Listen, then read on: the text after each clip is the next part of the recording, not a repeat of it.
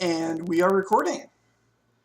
It's been a while. It's been a whole month plus a bit since we last recorded. So I'll forgive those who don't quite remember everything that went on last session.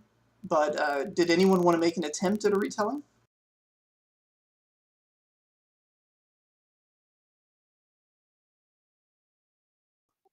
I can make an attempt.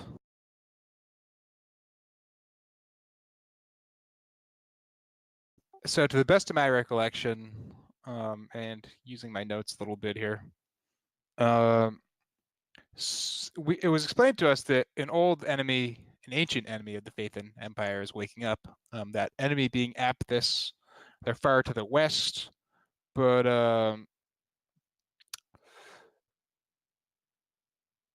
that's somewhere or another. I don't remember how. It was kind of explained to us that that's kind of that's likely the main threat that we're combating here. Anyway, actually getting back to what we did. So Masashi made some coin at the inn by making and serving tea for all the patrons. Because, as I recall, I believe the session actually started in the tavern. Nergui met with a contact. There's like a leader of the local sort of underground. He was warned that the head of the province may be a bit of a challenge to deal with, but that contact also informed him that of the location of the mother of Rock Without Moss and Autumn Flower. And I believe he's actually the one that also informed us that she was also about to kill her master. Oh wait, no, I'm sorry. We actually went from the bar to this weird outlaw enclave. And it was the leader of the outlaws that informed us of that, if I remember right. And then once he informed us that she was about to assassinate her master, Haldren kind of took off with using his tattoo to kind of haul ass and try to stop her. He failed a couple athletics rolls, if I recall correctly, so he didn't get there quite as quickly as he'd hoped. But we learned that he got there just after she did. There was another Faythen'oc there, unfortunately, kind of a fighter, one who would have absolutely mopped the floor with Heldren. But his name was Horgat the Mighty. But he was persuaded to lay down his arms. So that kind of left Takagamas and his wife, and I don't remember if they had any guests. They might have had a guest or two. But that left them essentially undefended. So we kind of persuaded by force Takagamas to tell us what he knew and to let Leaves in the River go. And simultaneously, we convinced Leaves in the River to put down the dagger, stop attempting to poison Takagamas, so just kind of let everything go, and so that she might actually be returned to her son, and be back to her home. I believe it was like Nergui basically kind of laid out a pretty solid argument by which she should accept the justice that kind of the legal system would provide and actually have a life left to live out.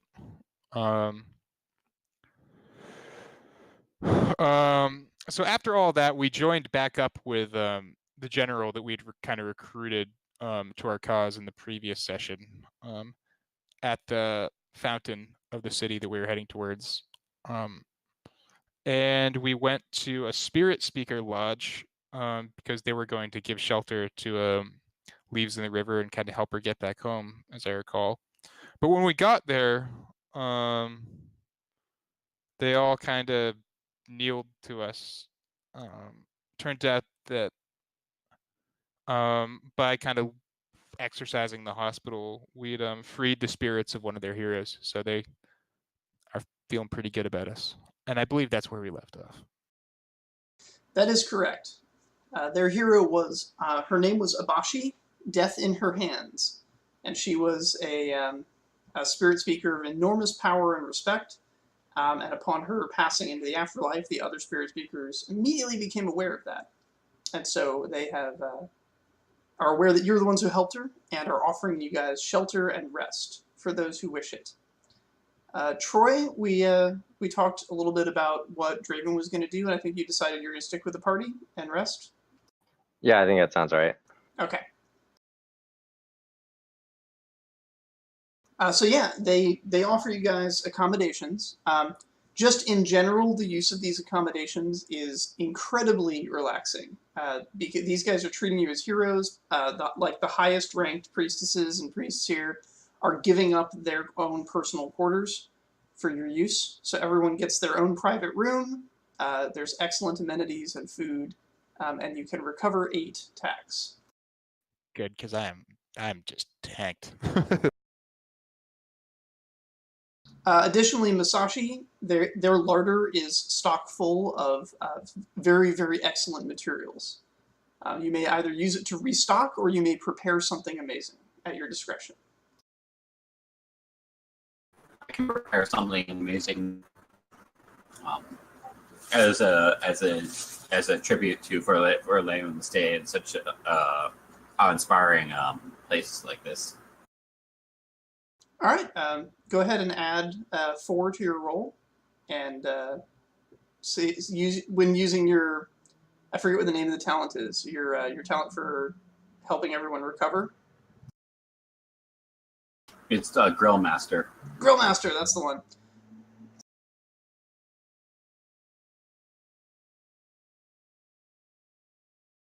Miles, I fear you may be having internet difficulties. All right. You sound good to me, though. Yeah, it's fine now. It was doing it just a little earlier, but now it seems. Yeah, okay. I was hearing a bit of breakup as well. But I mean, my whole shit is fucked up, fam. So I don't have any idea what the hell's going on. Well, it would make sense. Your guys' buildings are probably interconnected in their access point. Yeah, it is the same place. Yeah, it makes sense.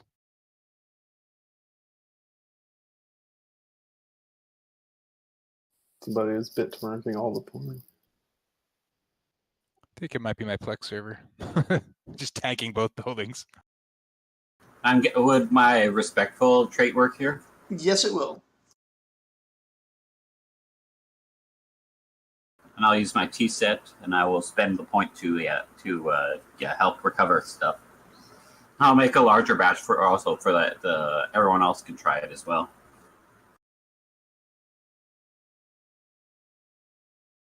They are overawed and honored by your offer to cook for them. They expected that you would probably be cooking for your compatriots, but the fact that you would be willing to share your gift shows that you are true heroes and great people. Should I do one roll for cooking, like food or and drink, or 2 separate? No, it's just your grill master. You're just using your grill master trait, right? Well, yeah, I'm making amazing tea, and also I'm making food. Okay. So I'm a better tea master than I am a food maker, but I'm also a good food maker. Well, what is your grill? Is your grill master require a roll, or is it just taxing? When I cook something, I can spend a point to make whoever partakes in it gets my survival back in tax. Oh, okay. Yeah. So go ahead and just make whichever roll is best. We don't want to spend too much time on this. Yeah.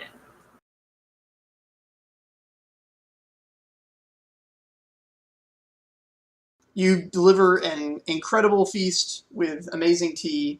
Everyone is deeply in awe of you, and in general, the generosity of your group. Of course, they're particularly well respecting of you guys because of your aid in freeing Abashi from the perpetual torment of being trapped between life and death by the spear.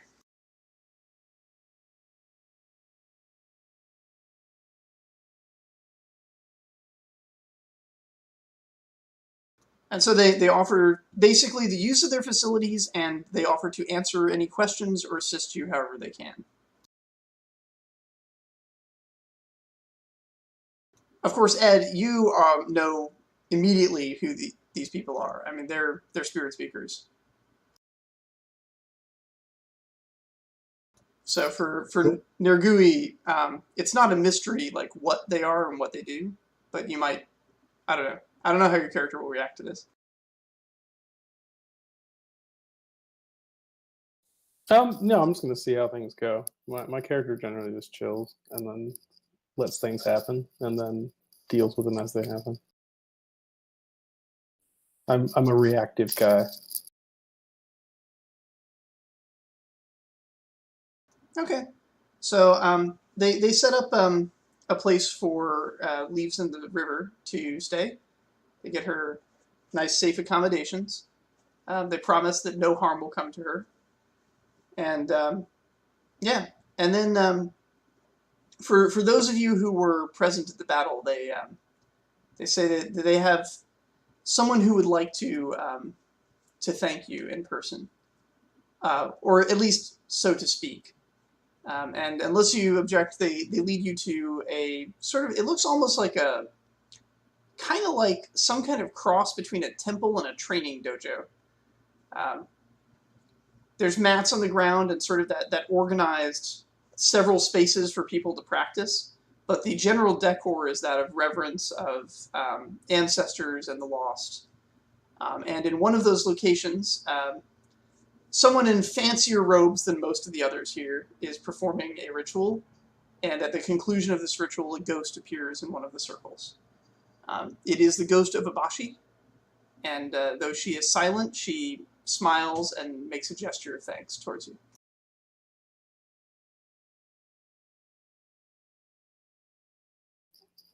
Cool.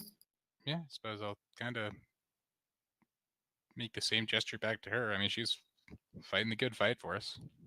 You can see the hole in her chest where the spear was, and even as a ghost, that scar is still upon her.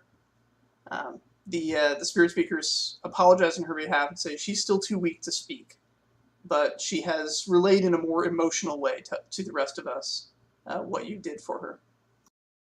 We have a contingent on their way south to deal with Lord Hypo.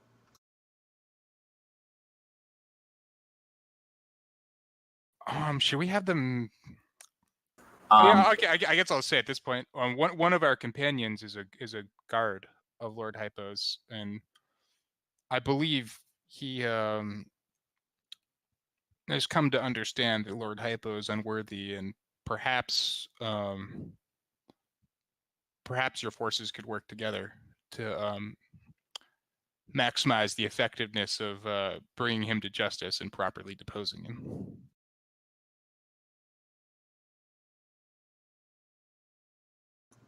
They are welcome assistance, of course.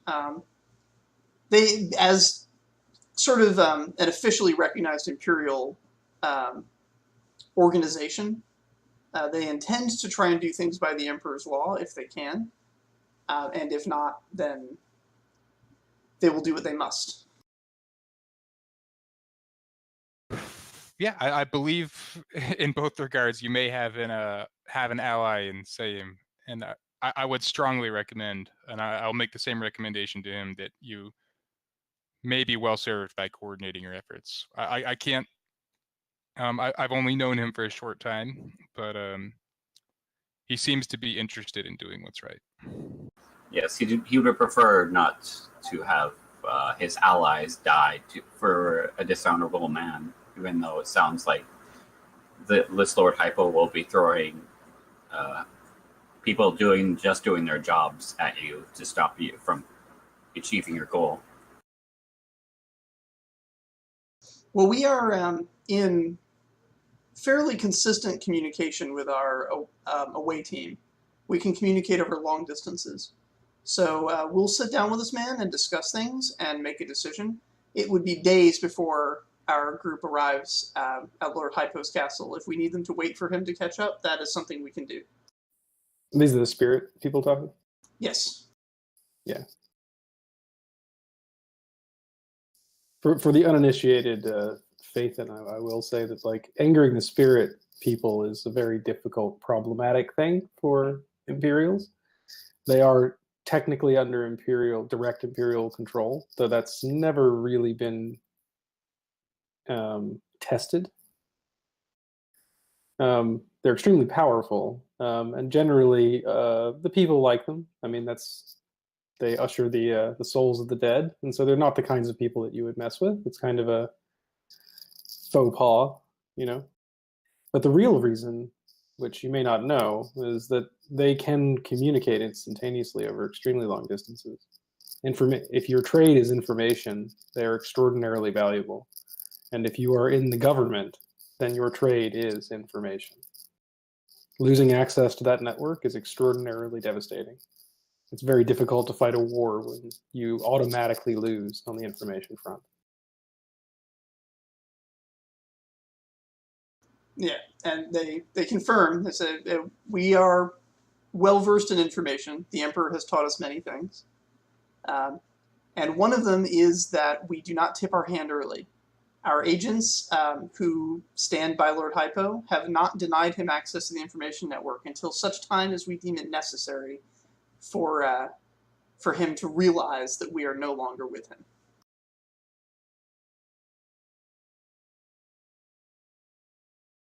This is not the first time, nor will it be the last, that someone has fallen in such a way. It is a bit sad that it is this man, for he and Abashi were once great friends. When you transmit information by Raven, you should definitely trust the Raven.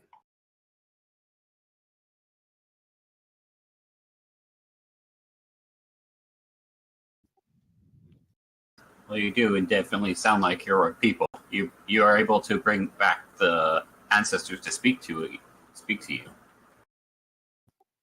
Oh, yeah, I'll ask. So, could you confer with your agents, perhaps, or maybe you already have this information at your disposal? But a real sticking point for Saim is that he believes that having Hypo's spear, the very same spear that killed your companion Abashi, is vital to the cause of deposing Lord Hypo.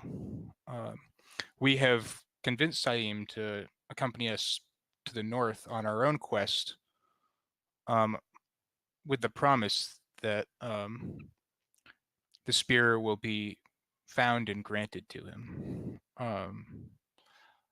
I trust Saim's judgment. I want to make you aware that that's essentially what's the timeline that he is waiting on.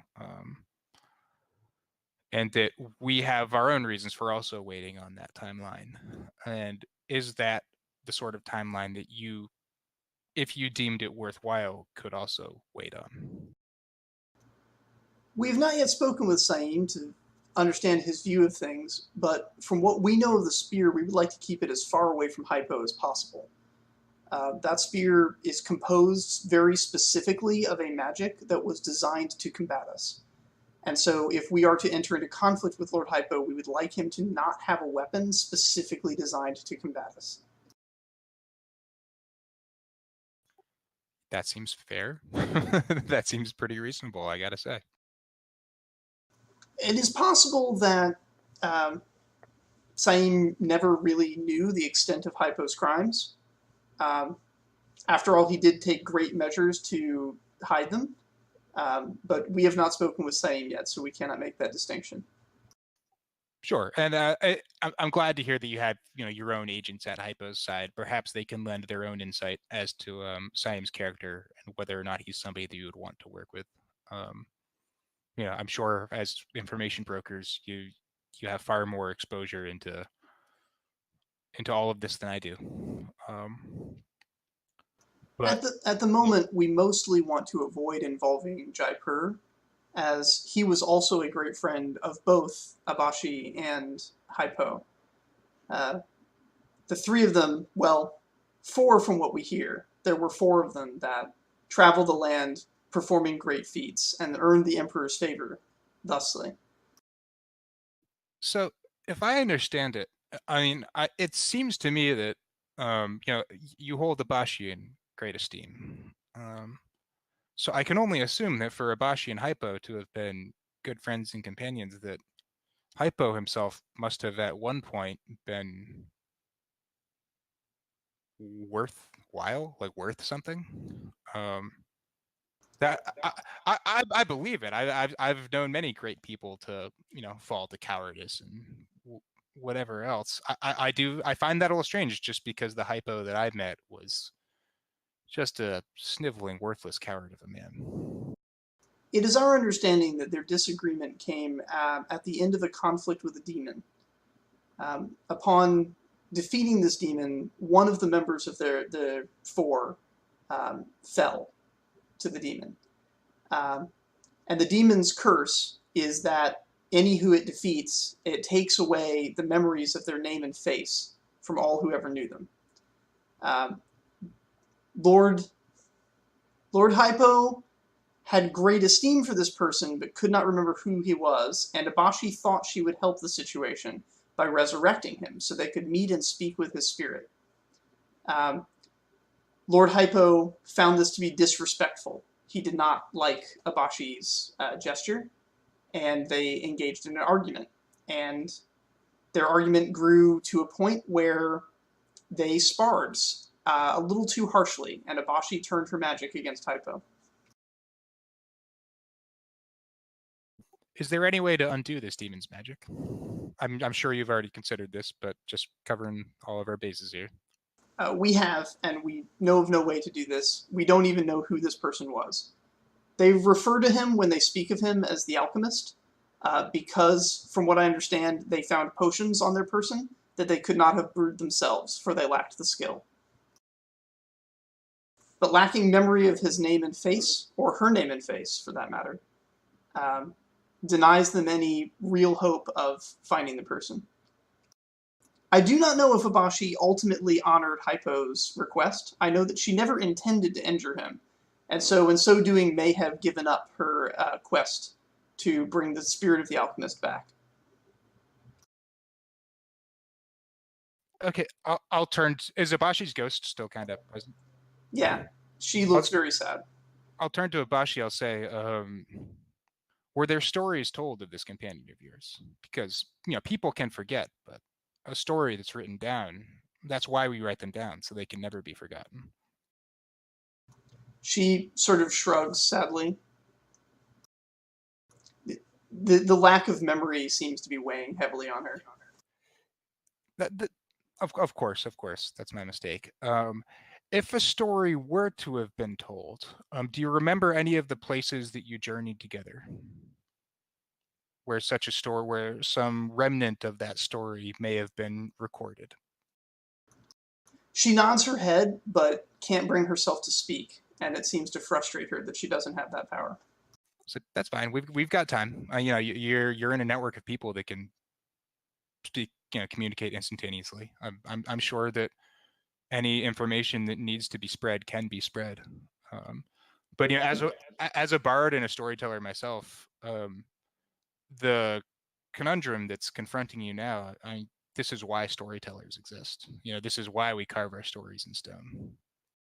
You see a sort of ripple of like bristled, sort of suddenly shockedness going through the various spirit speakers in the room, and it seems to be in this wave moving towards her. And within the circle, a great amount of glowing energy sort of gathers around her very quickly. It seems that in death she hasn't lost her powers over the spirit realm. And she shapes this energy into 4 objects that she puts on the ground. One is a potion, one is a book, one is a spear, and one is a sword. She points to herself and points to the book, and then she points to you and points to the sword. So she pointed to herself for the book and me for the sword? Yes.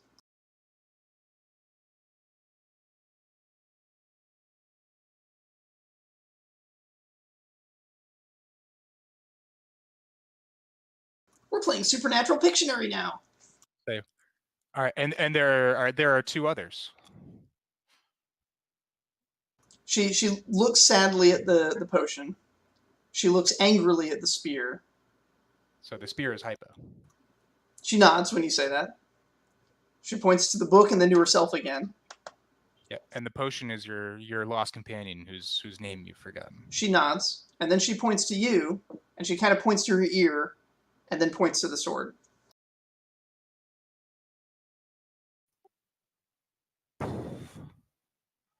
I'm not following. Well, that would be the other companion, Jaipur. The Lord of Jaipur, Mivo Pakasha, whom you guys have an appointment to meet with tomorrow.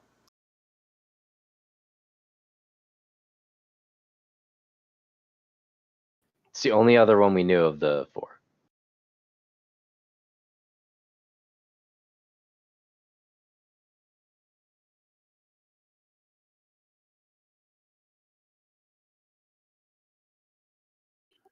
So, if I understand correctly, we're set to meet Jaipur shortly. Are you suggesting that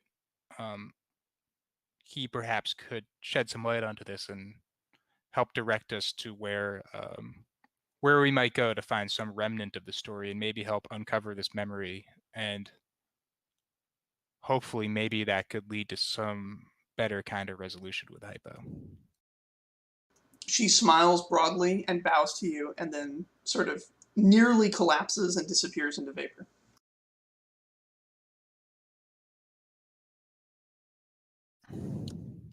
Calling on the powers of death while you yourself are dead can be dangerous and taxing. Yes. I have, I'll turn to one of the other spirits. Some people, when they're going through life, they have a connection between, sometimes they have a fond item that they have. Is it, as a spirit speaker, are you able to, if you're able to contact a spirit, are you able to be able to find links between them and an item that they're strongly bonded to? If the person is dead and they had an item they were bonded to in life, often their energies will reach towards that item in death. This creates channels that we can attempt to interpret. I'll turn to my bard. What do you think about calling our friend here and maybe helping us find the channel to the place we need to go?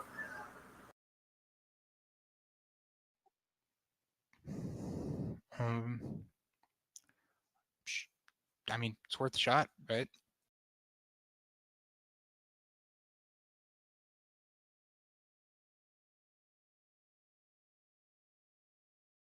I don't think we firmly know what we're doing here, right? So if anything that can get it, that can move us in the right direction is worth a try.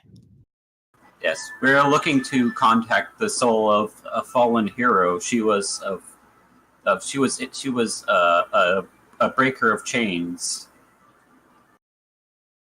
What was her name again? Daru. Daru, yeah. Her name was Daru. There was a great battle that happened on a bridge between the two lands, one of here and the one of the south, and she was on it. We were hoping to maybe contact her.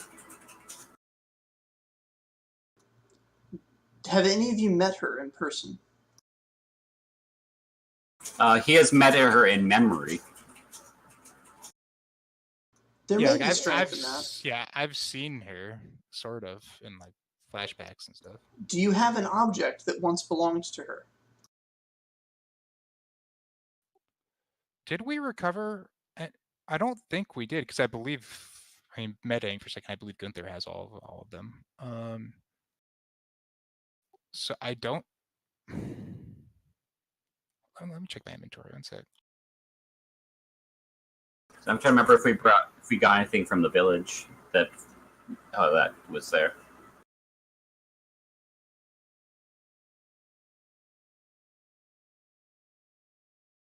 This will be difficult then, if you only have a memory and the memory is not your own. This is a very tenuous grasp. There's a high chance we will end up bringing a spirit unrelated. Also, while the spirit speaker doesn't know this, you might realize, Miles, that there is some risk to letting other people see that memory, as it is somewhat flammable. Yeah, I should probably, just for full disclosure, I should probably say when I saw this memory, I combusted. I have to assume that that's a risk that to everyone. I don't know if that's a risk you want to assume, but I do know our quest is vital, and that any information we can get is likewise vital.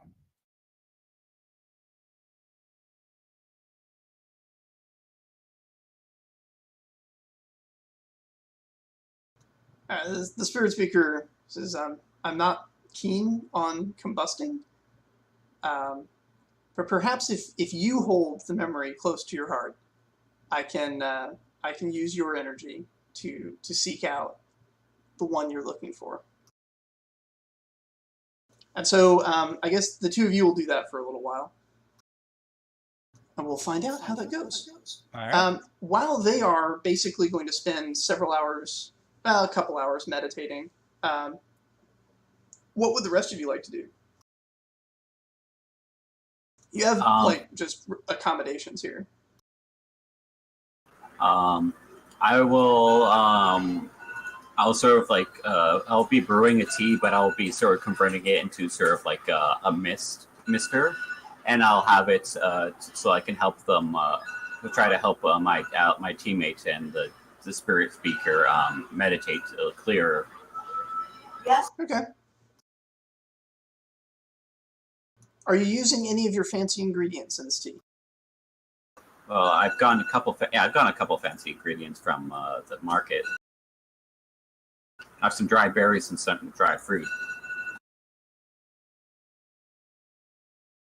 Right on. Go ahead and make that roll. And let's see, Draven, what are you doing? Have we been talking to the same spirit speaker the entire time? Pretty much, yeah. So that person just kind of went off with Miles? Yeah. There's others around, though. That particular one with Miles seems to be kind of the head of this particular chapter. Okay, all of them have the neat little yin-yang symbol where one symbol is a skull and the other symbol is something else, but you're starting to notice that something else is different for all of them.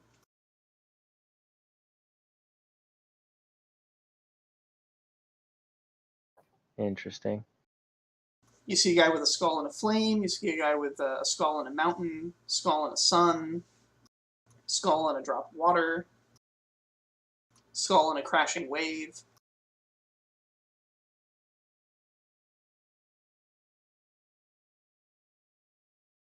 Okay, so I'm almost associating like an element, essentially. Yeah, there does seem to be some very elemental natures. You don't see any animals or any depictions of people in them. It all seems to be either elemental or landscape based. Okay, does anything seem like growth or like green? Yeah, you do see one guy with a tree. Okay. So I like no warning or anything. I'm assuming, is this person just like kind of doing something? Yes. What are they doing? They are practicing, which mostly involves them lighting candles, sitting down, and closing their eyes for a little while, and then getting up, kind of shaking themselves off, wiping sweat off their brow, and then sitting back down and trying again. Okay, I'm gonna walk over and stand in front of this person until he opens his eyes. All right. Opens his eyes, kind of startled, and goes, "You're not dead." No, I am not. Sorry, I was trying to commune with the dead. It sort of startled me to see a living person there. I see. I often don't enjoy seeing ones I expect dead to be alive.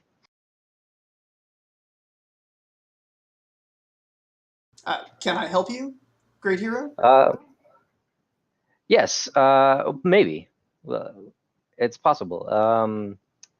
My companions were speaking with someone else here, and there was much talk about this spear held by the general. What is he? Lord of the South? The Lord of Hypo Province. Yes. Yeah, I know something of it. Crafted by the life magic users specifically as a weapon to combat death. I see. Would you happen to know any of the capabilities of it? Or anybody, could you point me in the direction of someone who would? He sort of shrugs and goes, we share a lot of information here. I mean, there might be some scholars that have read a few more books than I have on it, but I generally know that it was commissioned by Lord Hypo when he wanted a weapon to combat against spirit speakers.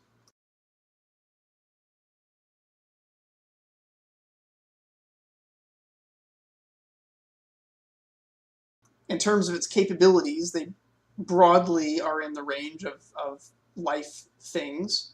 It'll make plants grow, it'll heal wounds, but I understand it's pretty sharp and causes wounds pretty effectively too.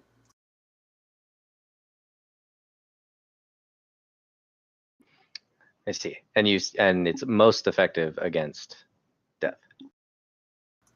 Yes. For it was designed specifically to fight wielders of death magic.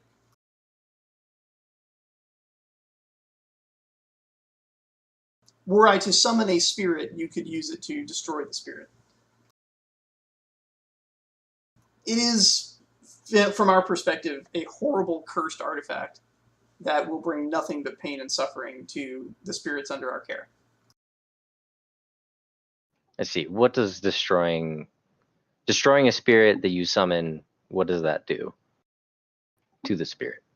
Well, normally if you just slash at it with a sword, it eventually dissipates back to the spirit realm. But stabbing it with a weapon like that, you could permanently erase someone's soul.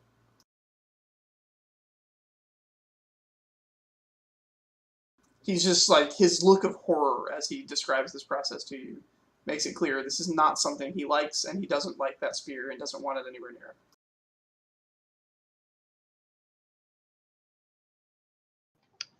him. I understand your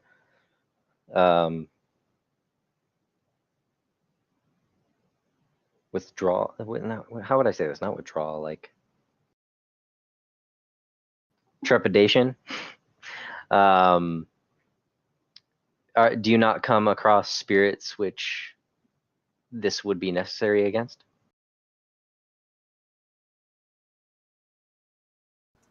Or do you only deal in good spirits?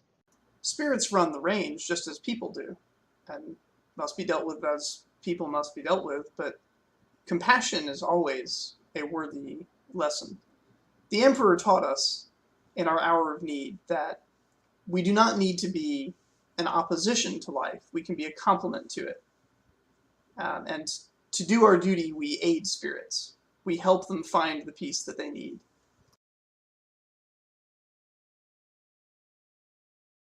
A spirit may be enraged, but is enraged for a reason. And those reasons are as understandable as the people they once were. A lot of what we do here is offering grief counseling to the recently deceased.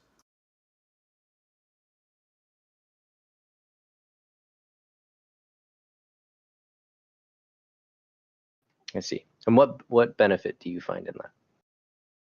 Well, gives me a sense of purpose.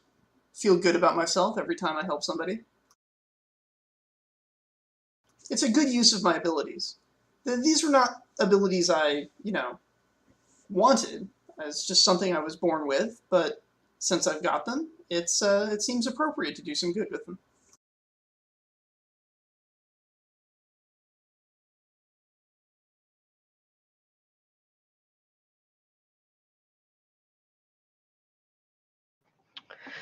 I see. Thank him for his time, and just kind of like back away. And I'll start moving around, just kind of examining what different people are doing and seeing how they're, just kind of looking at what they're doing and take notes kind of in my head if I see anything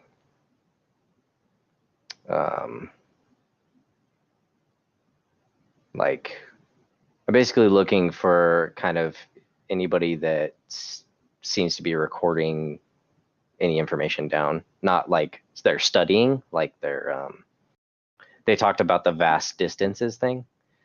So I'm kind of looking to see if there's any like collection of people that are kind of like taking that kind of information down.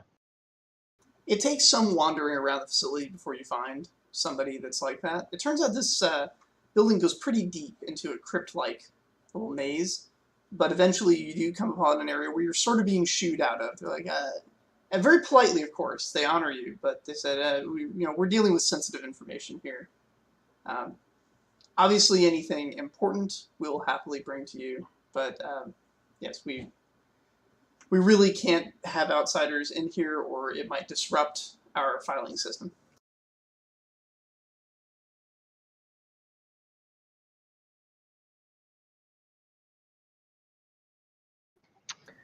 You do get the sense, though, that it's not complex enough for this to be like a hub of information collection. This is more like a node. This is an endpoint where information relevant to this location, this city, is going to arrive and then be distributed out. Scribes writing things down that they find and then packaging them up, sending them out with couriers, that sort of thing.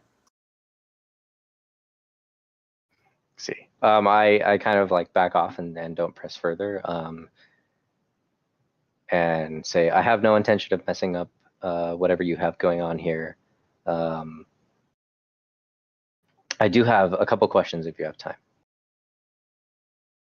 They find somebody who has the time to answer your questions. This person has a, it looks like sand pouring out of a broken hourglass as the thing opposite the skull on his yin-yang symbol.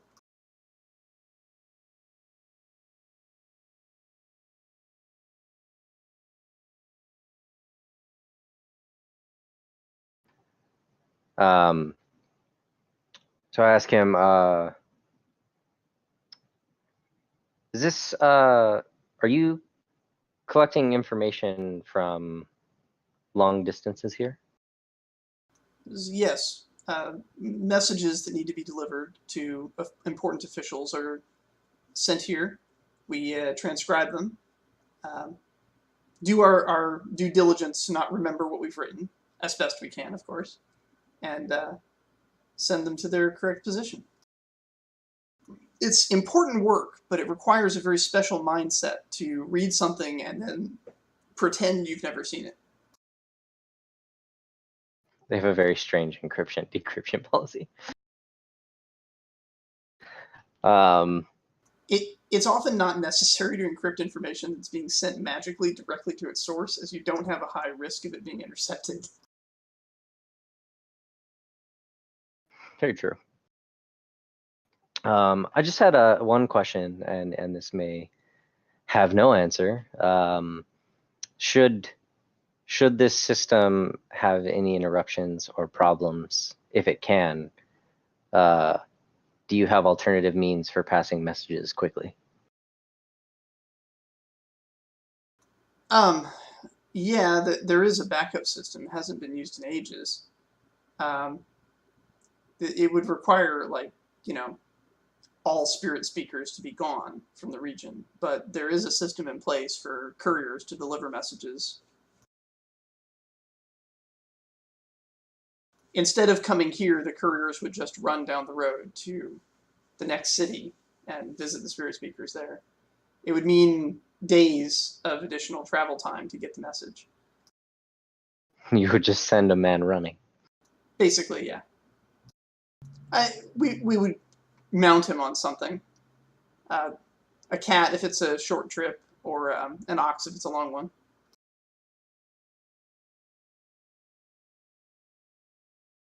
For very important messages, the Lord of the Province does keep a horse. It's one of his prized possessions.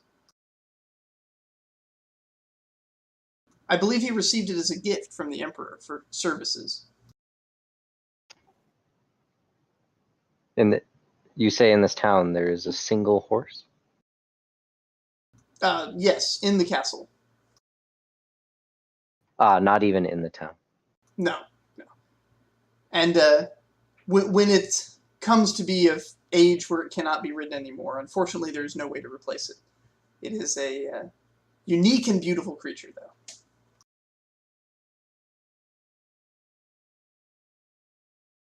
Are horses unique and beautiful in Faith? In They have In horses? the Empire, they are. In Faythen'oc, there are some, but there's not a lot of plains where horses would naturally congregate and evolve. You've got lots of jungle, some mountain, but yeah. You're aware of what horses are, but they're not like a common thing. Gotcha. So they're even uncommon here. So I wouldn't be surprised that there's a single Yeah. one. Okay.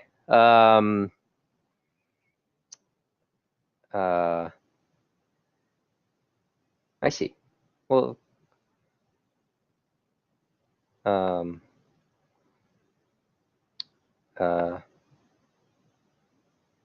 thank him and just say I'll be on my way, and then turn around and start walking. Basically, backtrack my way out. On his way out, or on your way out, he kind of mutters under his breath. He goes, "Of course, there's always that wizard. I've never actually thought to use him." And so I stop. Wizard? Oh yeah, I mean it's not something I think would ever use, but there's a wizard lives has sort of a province of his own. He's the lord of the province, I guess, but he's also its only inhabitant. Has a tower miles and miles to the north, but he offers. I guess it's not really for package delivery or letters. He offers to deliver dignitaries from one place to another by magic. It's I don't know. I'm not sure I would trust it. It doesn't seem the most reliable of transits. It's some kind of flying cart with flying cats.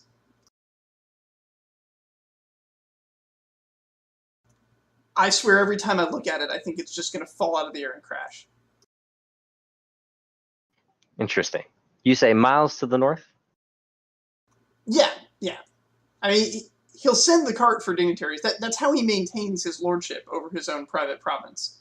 He's traded that lordship in exchange for services to the emperor in delivering dignitaries, political envoys, and such, kind of up and down the northern road. Frankly, I think those people are insane for getting in that death trap. Interesting. They may well be. I wouldn't trust a letter to that. It's 50-50 if it even arrives. Man on the ground with an ox. Much more reliable. Trust me.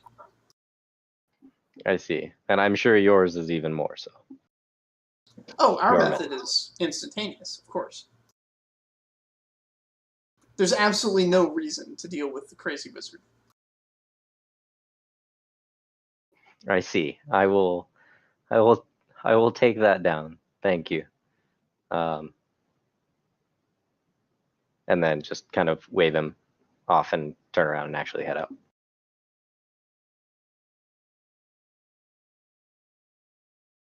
All right. Ed, is there anything that Nergui would like to do? I'm preparing for my trial. Awesome. Going through your notes? Yeah, just looking over notes and contracts. The main detail in the contract is that the contract is not specifically for the girl's health. The contract was for a payment to be issued to the hospital. Now, part of the problem is that Leaves in the River is not literate. She never read this contract. And her understanding was that she was trading her freedom for her daughter to be healed by the hospital, which it was not. Additionally, the hospital didn't heal her because of orders issued by Lord Hypo. I'm sorry, not Lord Hypo. General... where is his name? General Takekamas. Because of General Takekamas' orders, the services that she had understood would be given to her daughter were not. He is also the person that took her contract.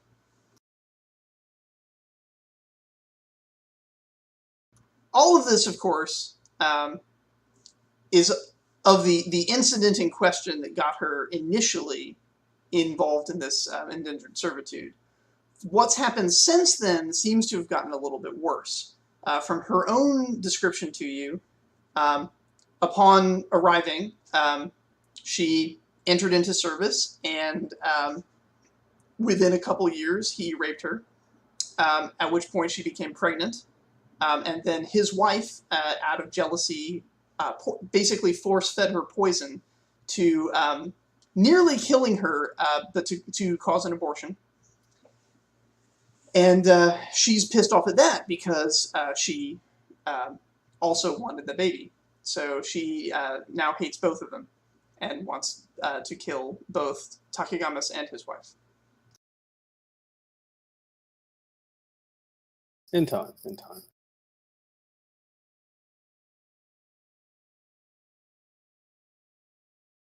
Did you want to question her on any of her other activities?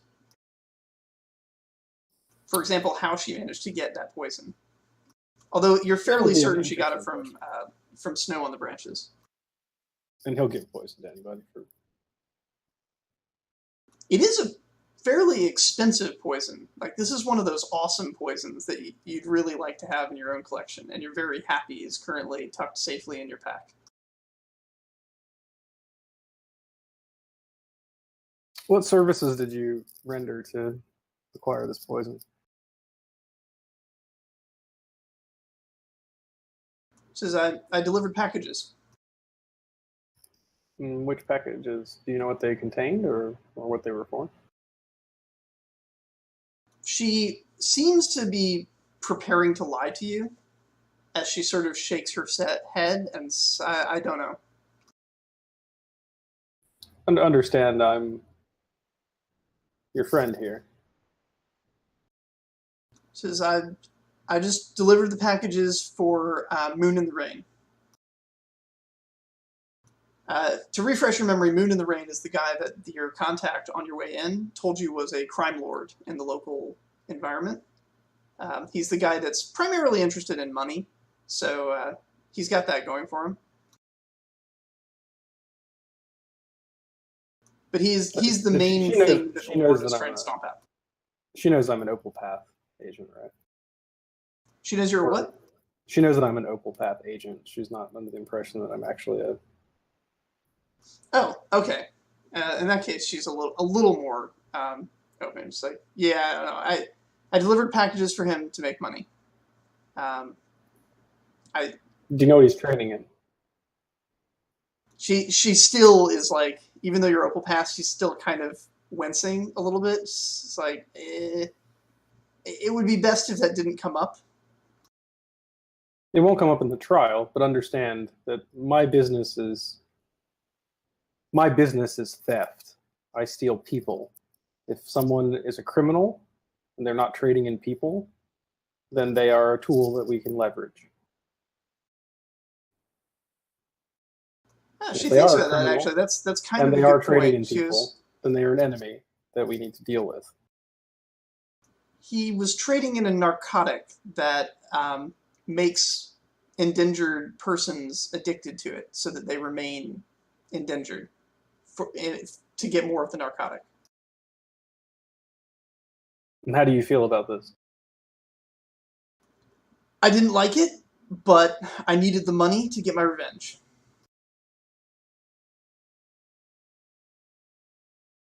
Your revenge will be had. But you focus on getting your life back. I said, I will defend you, and we will try to get your life back. Your service to the path is noted, I say.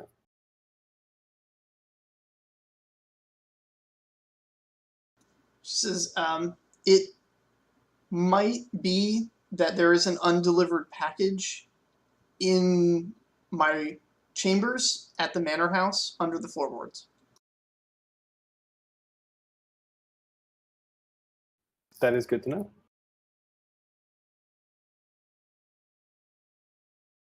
He'll be angry I haven't delivered it.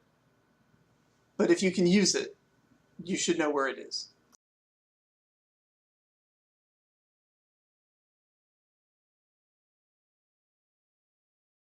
Galista is, like, stationed outside her room and is just so happy to be guarding her right now.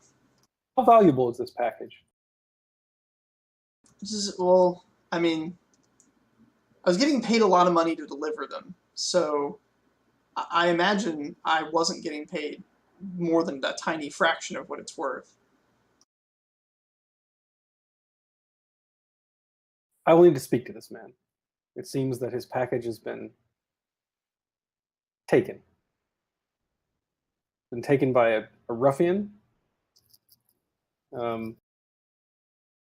in the nobility, and he intends to use it. Because he knows for sure that the criminal element is too afraid to attack someone of such a noble station.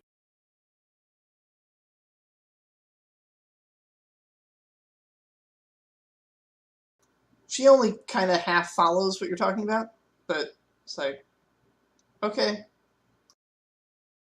Your services to the path have been great. I will do my best to have you, to send you back to your son. She thanks you.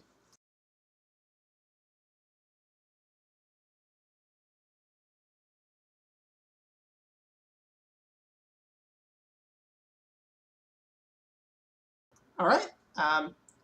And then I think, Tice, you were brewing up something to help with Miles's seance.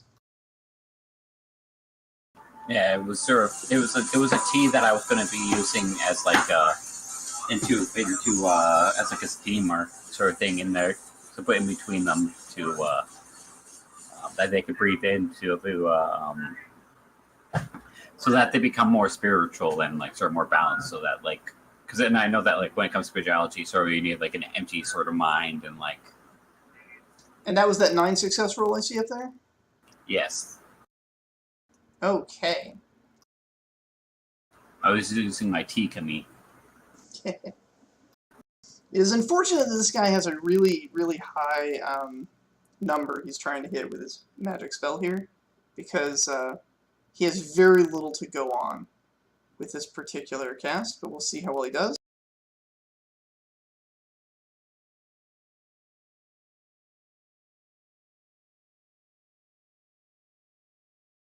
Could I assist by kind of narratively spelling out like the details of basically just kind of spelling out everything I recall and kind of the narrative structure of the memory?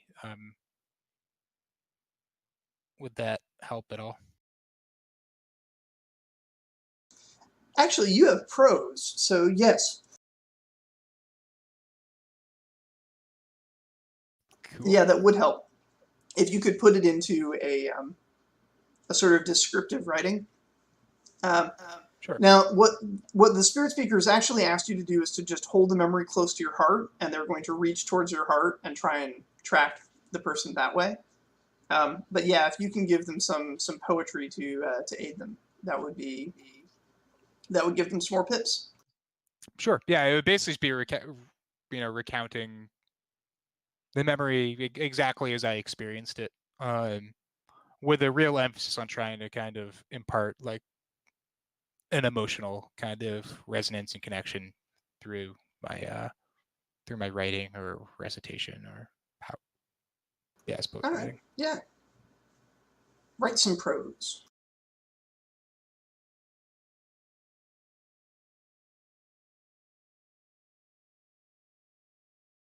All right, one sec.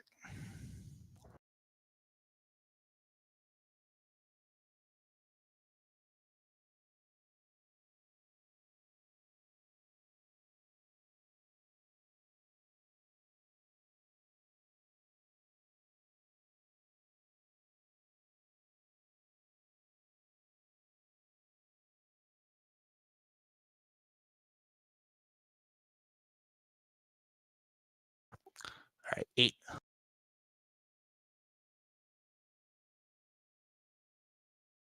All right, we're up to 17 pips. Let's see how she does.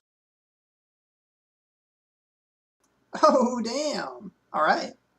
It's good that you guys helped. Otherwise, this is going to be a miserable failure. But through the beautiful incense and the artistic prose,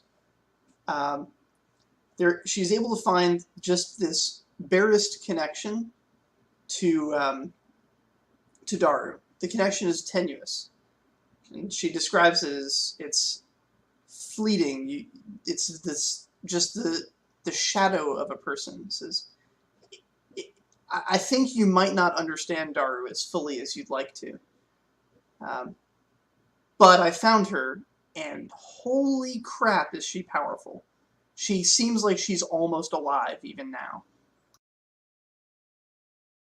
Like she's just sticking her fist into the world of the living somewhere. Not here, somewhere far away, far to the west.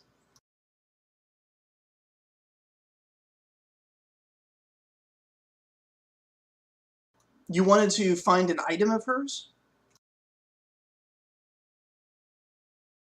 Yes, her shield. This is the task that I have been sent out on. Says, I see a hammer clearly. So clearly as though she's wielding it herself, and yet the hammer is real. It's in the hand of her son. It is erupting with energy, fire and magma. Shield, though. So faint. Like your connection to her. Very faint. It travels north of here. North to the Imperial City. To the Imperial Library. My loyalty to the Emperor means I can be no more specific than that.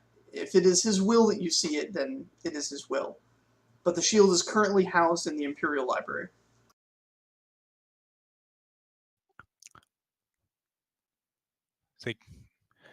Good.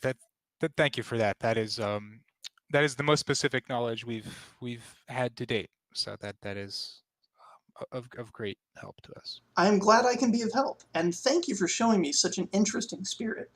I've never seen one take such an interest in a mortal, in a living, breathing person before. I see them pine for the living, I see them rage at the living, but I've never seen one help it lift a hammer.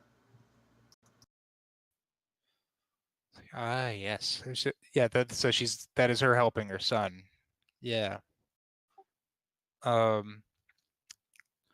Speaking of which, there's also, I don't know if you've noticed, there's another spirit that appears to be following me. I don't know if that would be of interest to you, but I think I may be haunted. That is of some interest. I sensed no haunting on you. Fascinating. Yeah, it was in the same hospital where we, where we liberated Ibashi's spirit. A spirit made contact with me. It harmed me somewhat, and I've since seen that same spirit a couple of times. So I believe it may be following me. I'm not sure that it wishes me ill. I'm not all that concerned about it. There is something I could do. I could set a trap for it at your bed. If it comes to haunt you in your dreams, it would become ensnared, and then we could try to commune with it. Sure, that seems that. Would any harm necessarily come to the spirit? I don't necessarily wish it harm. It may feel some distress as it's in the trap. I mean, it is a trap, but then we can set it free again. Okay, sure. I wouldn't, normally do such a thing, but if it's haunting you, then it probably actually wants to be around you, so I don't think the trap is really gonna be too big of a problem. Yeah, I would simply be curious to understand what it knows and what it wants, because I believe it must want something from me to follow me so far. Very well, and she goes to prepare your room with a spirit trap. Did anyone else want to do any small, non-dice rolly things before bed? Not real bed, in-game bed, where you get your huge pile of tax back, because Tice used his abilities, and the quality here is really nice. All right. So just everyone make sure. Let's see, Tice, how many pips or how many taxes did you help them restore? 4. Okay, and then another 8 for the quality of the facility. So that's a total of 12 taxes if you haven't taken them off already. Oh, I already took 9. So we just get an additional 4. Yeah, if you already did the 8, take an additional 4.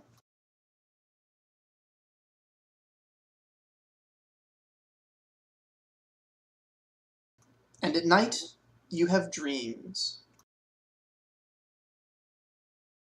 Someday I'll have all my taxes removed. Yeah, I'm not even Maybe when close. we're done with this mission. Yeah, I'm still like 12 taxes deep.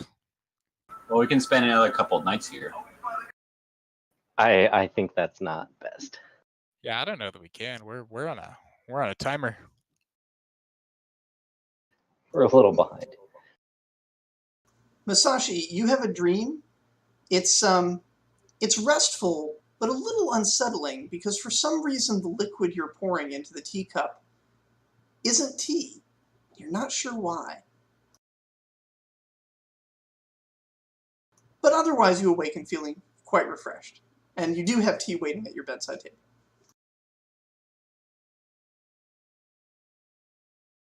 Nergui, you have dreams of flower blossoms falling in the wind. It's quite beautiful. Draven, you have dreams of warm darkness shrouding you, and you can spy on all the people. And Heldren. So nice. Heldren, you have a dream of the psychic beacon, distant, far away, and yet it's as though it's not coming closer, just growing clearer, crisper in your focus, and enormous in size and scope. And it is a man, and he is looking at you, and his gaze is light, and the light fills the space and the void around you. But it does not pass through you. The light casts a shadow behind you. And when you turn around behind you, you see the ghost, with the spears pointing through it, standing in the shadow of that light.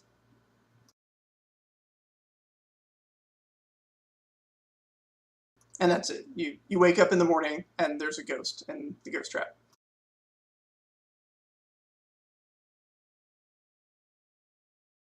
You know what you are now, right? So it was Hypa's spear that was stuck through his chest. No, actually, these actually look like the spears from Dara's daughters.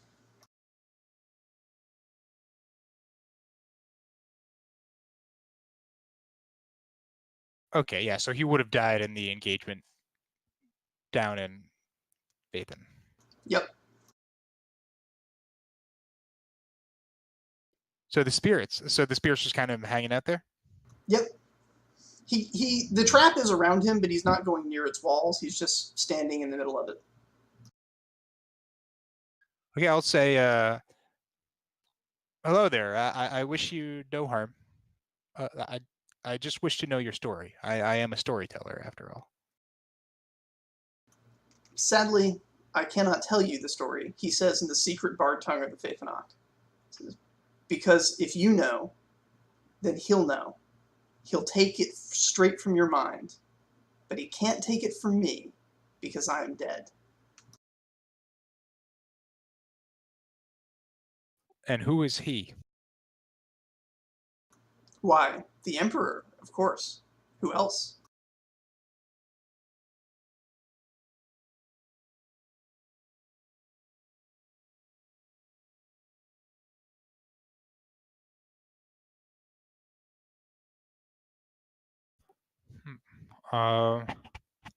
Say so the Emperor. He must have some kind of. Am I aware, just as being as I am I aware of the Emperor having any power of this nature, or is this kind of a revelation? This is kind of a revelation. You've heard of everybody referring to the Emperor as this really nice guy that's always been ruling and just and fair and stuff. But this idea that the psychic beacon is the Emperor is just sort of like just now coming into this situation. Okay, so I saw you in my dream. I take it you were there? I was. And that other being, that that was the Emperor. Correct. And the Emperor is the Emperor. I saw you shied away. You stayed hidden from his light. Is his light dangerous to you? His light is dangerous to all of Faythen.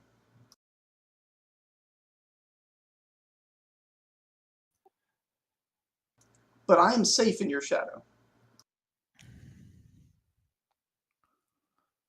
So, okay, and what is your goal? If I tell you, he'll take that knowledge straight out of your head. Is your goal in service to the Faythen'oc people? Yes, as always it has been. Is your goal in service to the task that has been given to me? No, my goal is my own. A task given to me long before you were ever tasked to confront Athos. Fair enough. Does your goal align with mine? My goal is to travel north. Yes, it aligns with you. Does your goal have anything to do with Daru's shield? No. It is unfortunate what happened to her daughters. I'm sorry for that.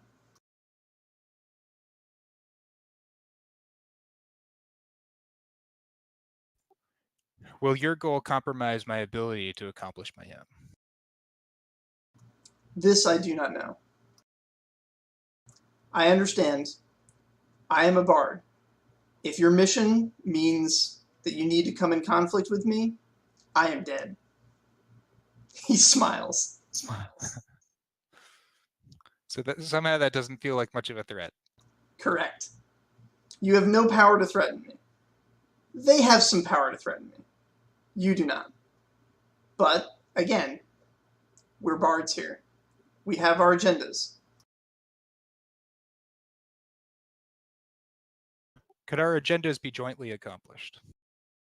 I believe so. Can you aid me in accomplishing my agenda? I can give very little information. The more information I give you, the more endangered my mission becomes.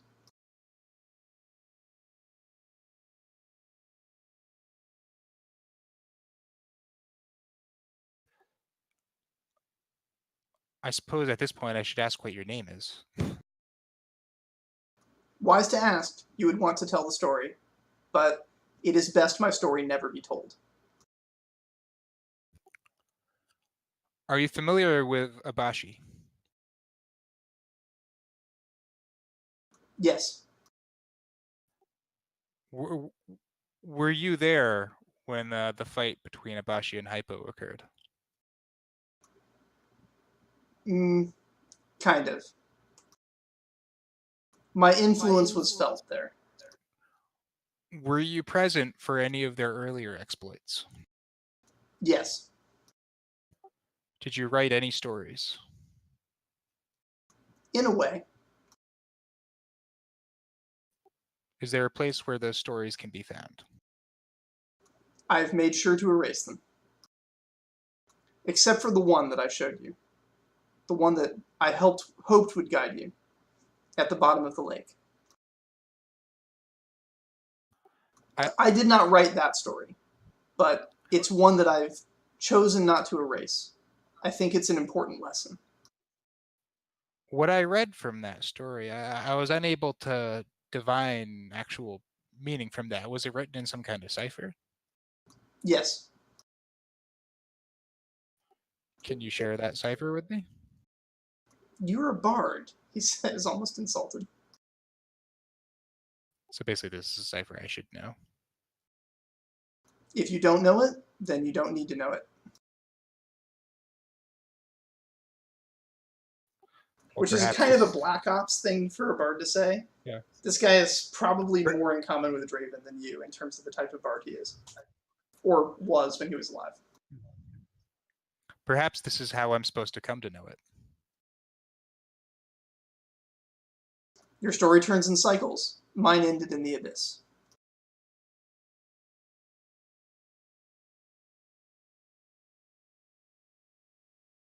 Well, if we're not here to help each other, then why should I enable you to continue your journey? You can take action to try to stop me, but continue your journey enables me whether you want to or not. You don't need to do anything. You don't need to be anything, but what you're already doing and what you're already being.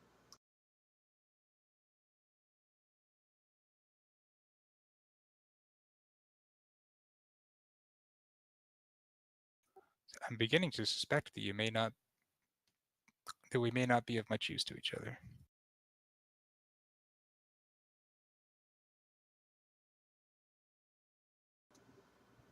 Yeah. He sort of sits down at this point, although he's clearly not sitting on anything. It's just some imaginary piece of invisible furniture. He says, I'm dead. What help do you think I could be for you? You clearly have knowledge that is important to me that I do not possess. What more help could anyone be? Would it help if I confessed to my crimes? That seems unlikely, but if you'd like to, sure. If it doesn't help, then why should I? To be clear, I don't particularly care what your crimes were. I am curious to know why Daru's daughter would have slain you. Oh, they tried. In the end, it was Daru that fell the final blow. Yeah. Yeah. And to this point, I've avoided asking why exactly one of our great heroes felt the need to kill you. I am not a hero. I am a bard No. that found it necessary to play the role of villain. Oh, I know you were not the hero. I was referring to Daru.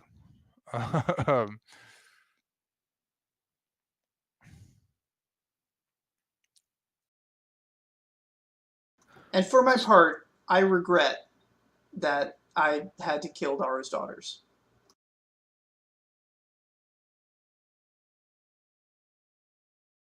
Yeah. Given that you're here, there's still time to repent. If you do truly regret it. A regret that you hold that you're not worth repenting for isn't really a regret at all. That's just stroking your own ego. They could have been great heroes. It's a shame.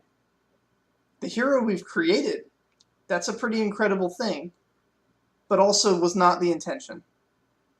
The plan did not go according to plan. Of course, you can't tell me what this plan is. I cannot.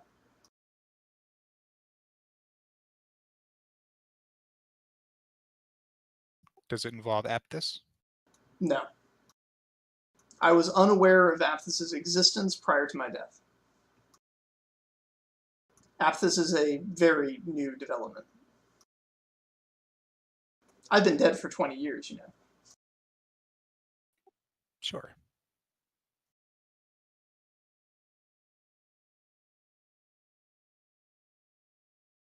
Well, if if you cannot help me in my journey, I don't see any reason to take you along with me. This conversation has been somewhat illuminating, I suppose. But all that being said, I suppose I can go figure out the cipher on my own and proceed from there. Excellent. Could you let me out of the cage? Say, well, when I asked for your help, you saw no need to provide it. So, with all due respect, no, I'm not going to. Fair enough. He sits back down.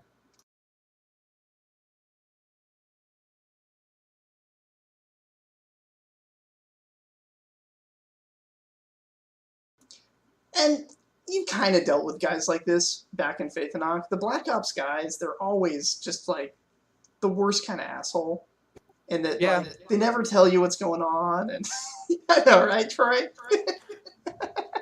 Yeah, no, whatever. He was kind of useful, but like, I would have let him out. I would have happily taken him along, but like, look, if you're gonna be that way, then I don't need you. Their whole need to know basis thing is always so annoying, but yeah. Luckily, I know a Black Ops bard who has a goal who actually aligns with my own, so I can just ask him. So That's a weird way to say it.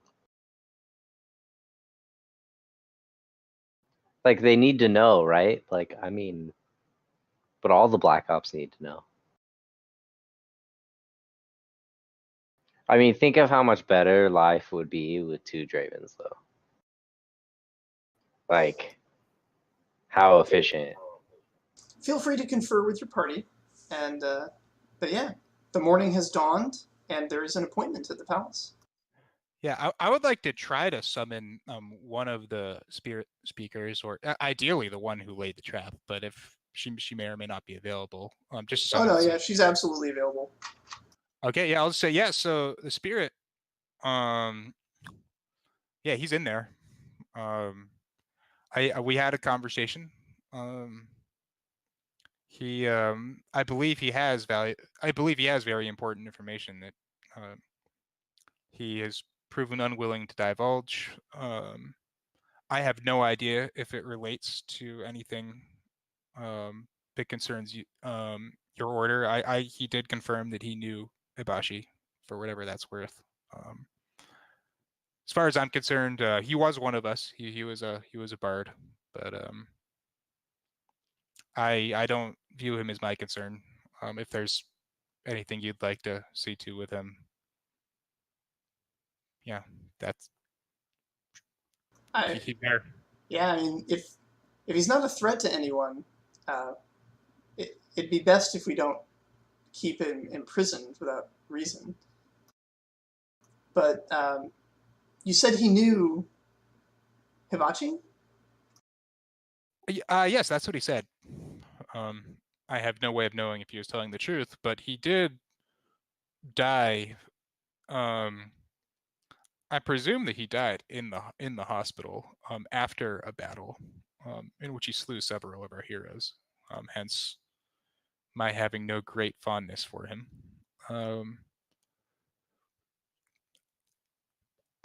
Perhaps he died right around the same time that the battle between Ibashi and Hypo happened.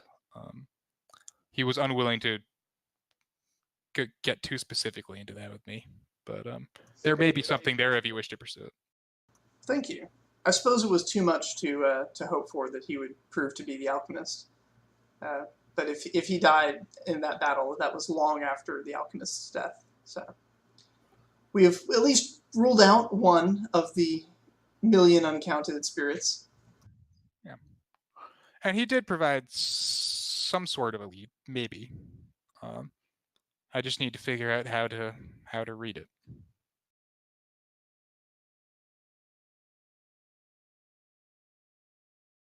All right. And so the party proceeds to the palace. And on the way there, I'd like to kind of saddle up to Draven. And I'll say, I believe I may have encountered one of your predecessors this morning. A Black Ops bard, the one who's been haunting me. He said he left an inscription behind that he wished for me to read, but it was in a cipher that I could not understand. Something about a need to know basis. Is that something that you would have any means to decrypt? Well, that depends on if I needed to know. I can take a look. Yeah, certainly. Yeah, I'll divulge where basically that's at the bottom of where we just had that huge battle. Like you also drew it, right? You have a sketch of it? Oh yeah, of course. Yeah, I totally sketched it. Yeah, I'll hand him the sketch. That's I thank him for not describing it to me. Yeah. Especially when you see the sketch, which is it's a bunch of lines that are meant to look like they're just decorative art, but it's actually an alphabet. The alphabet without knowing which cipher to apply to it is basically gibberish, but you do have your code book. So with some work, you can decipher it. Okay. I ask him, do you mind if I hold on to this for a while? I may be able to figure it out in time. Sure. I mean, you're the only one here who would have any shot at knowing what to do with it. So, yeah, whatever you can offer is the best we can hope for. And then,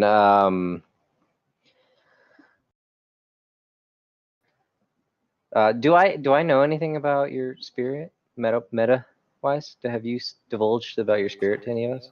I have not. Okay. Then it's weird. I haven't actually been going out of my way to keep it a secret. Just nobody's asked me. So no one has a reason to ask you. I just was wondering if you had mentioned it at any point. If you haven't, then I don't have a comment. Yeah, no, I haven't mentioned it. I'm also not hiding it. Although I did. What's the name of Actually, you said what's the name of the huge person with the giant spear? Callista. Callista, that's right, Callista. I may have said something to Callista. She came with you to guard the guard you while you went down into the lake. Yeah, and like I'm pretty sure I told her why I was going down to the lake. So she. You also asked her a couple times if she could see the spirit. Oh yeah. Okay, yeah. So yeah, that's right. Yeah, so she definitely knows. I think I have enough information to actually inquire. You said predecessor. Where did this come from? Oh, from the hospital. It came from the hospital. So you didn't elaborate on predecessor. Who did you speak with? Person came to you. He would not divulge his name. It's a spirit. Somebody who died in the hospital years back. I see. And is he with you now? I'm looking around. And... No, he's not with me now. I see. Can we expect him to be around in the future? Well, for the moment, he is trapped in the room that I stayed in last night. I see. I assume that the spirit speakers will free him when they're done with him. So I assume he'll be back. I'd rather he not be. He's not very useful, but I assume he will be. Do you have any problem with him? I mean, it's a spirit. I don't know much feelings. I don't have any particular problem with him. I just found him very unhelpful, which, but I'd like to think that bards generally try to help each other, but he seemed to have no interest in helping me. So I got fed up with him fairly quickly. I see, but no danger from him. Perhaps he is. If he is, and that's just part of my story, I'm not too worried about it. I understand. I did come across some useful information concerning our acquired spear. So should there be any spirit problems, please let me know. Should we need to remove it as an obstacle? I was kind of nod. I was like, all right, I will keep that in mind. I guess he seems to be under the impression that we have no leverage under him. We have no leverage over him. Perhaps being correct on that might make him a little more willing to divulge information about Daru. He clearly knows more than he's letting on. He's actually the one who slew Daru's daughters. So I have to assume he knows far more than he's been willing to divulge to me. I see. Well, hopefully I'm around next time he makes his way back to you. And so it is that you come upon the fountain at the entrance to the palace, and running down the stairs of the palace towards the fountain is a small child, can't be more than 4 years old, carrying behind it a sword that's bouncing off the steps. The sword appears to be made of wood, but it's quite decorative. And in its other hand is a stuffed tiger. It looks like it's made to look like one of the riding tigers, but it's obviously the wrong colors, as green and purple were never tiger stripes. Well, not in your world. Upon reaching the fountain, he stands up, turns around, and points the sword back at the palace, and proudly declares, "Elephant!" At which point, 3 men come charging down the stairs, and then suddenly, halfway down, come to a halt and stare at him, as though he is an enemy they are in pursuit of. One of these men is dressed in really nice, but fairly practical outfit. Nice even by Faythen'oc standards. Like, this guy's been getting the treatment. The other 2 guys are armored for warfare, and Nergui, you recognize that their armor is specifically, these are Imperial Demon Hunters. These are a branch of the Imperial military specifically trained to hunt supernatural creatures. I'll relay that information. You know, relay that to the party? Yeah, I'll relay that to the party. Now, the well-dressed man, he looks over to see you. He says, "Ah, the newcomers! Quickly, you must decide. Will you aid us in taking this castle," he points at the fountain, "or will you stand by the young prince and defend it?" The young prince again declares, "Elephant," pointing at the palace. Have we ever seen an elephant? As Faythen'oc, you probably have. It's unlikely anyone around here has, but you never know. Does it look anything like an elephant? No. Like, is it a vaguely elephant-shaped palace? No, not even remotely. Say, I've seen an elephant before. Would you like me to draw one for you?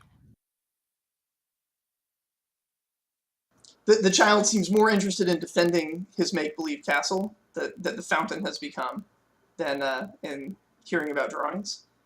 But he puts his stuffed tiger on the ground and stands over it, kind of in a pantomime of riding it, although it's not nearly big enough.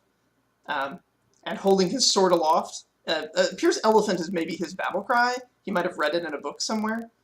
And he's just shouting as the 3 men come charging down the stairs.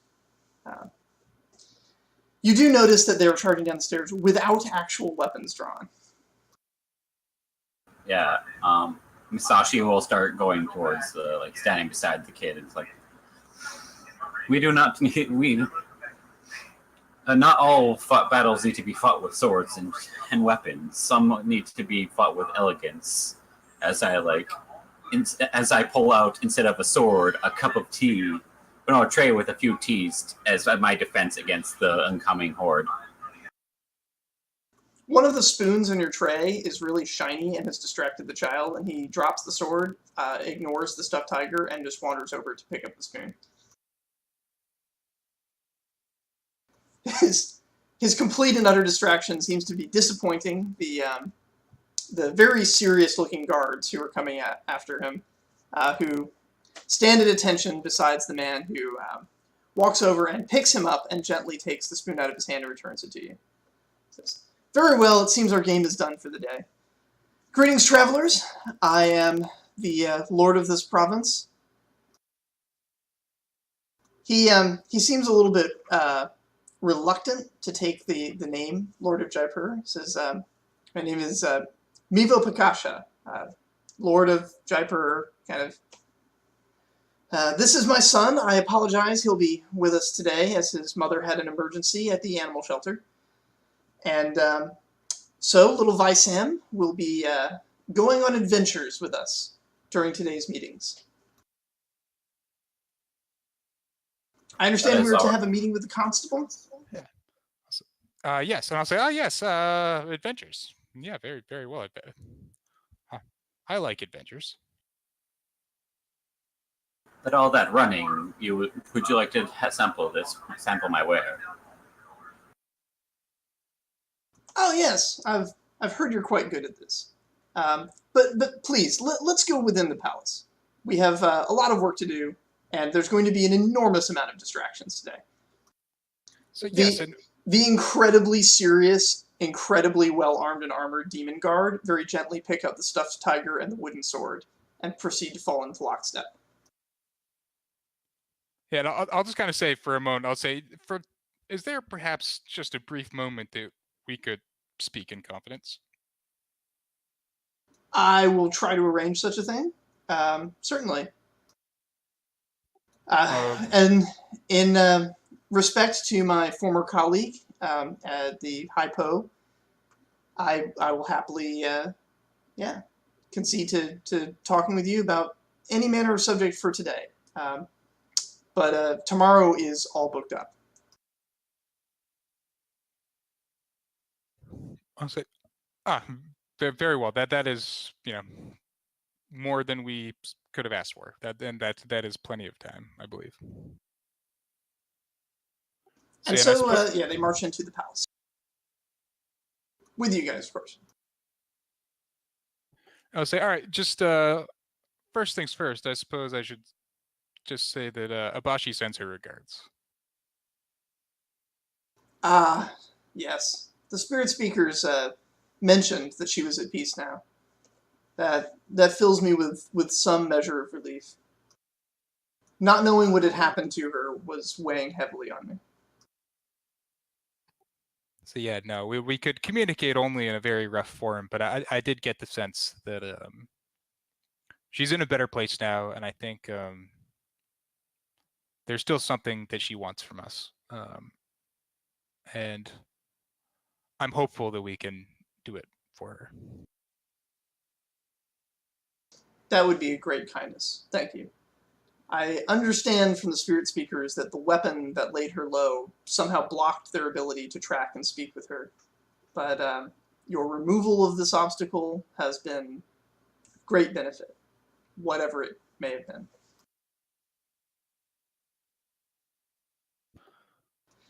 Inside the palace, this place is actually kind of similar in some ways to Jaipur in terms of like lots of paper, lots of art, paintings and things.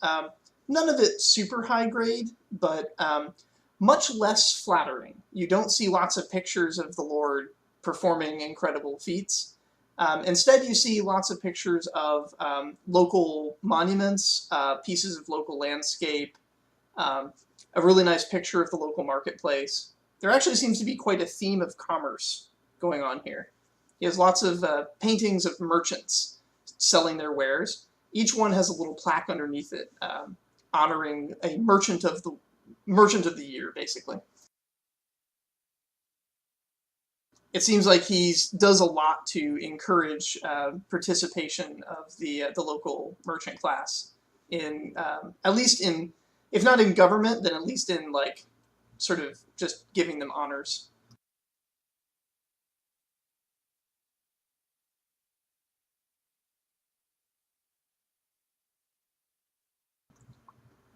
And so he takes you into what is basically a conference room, instructs the guards to continue to entertain Vaisam.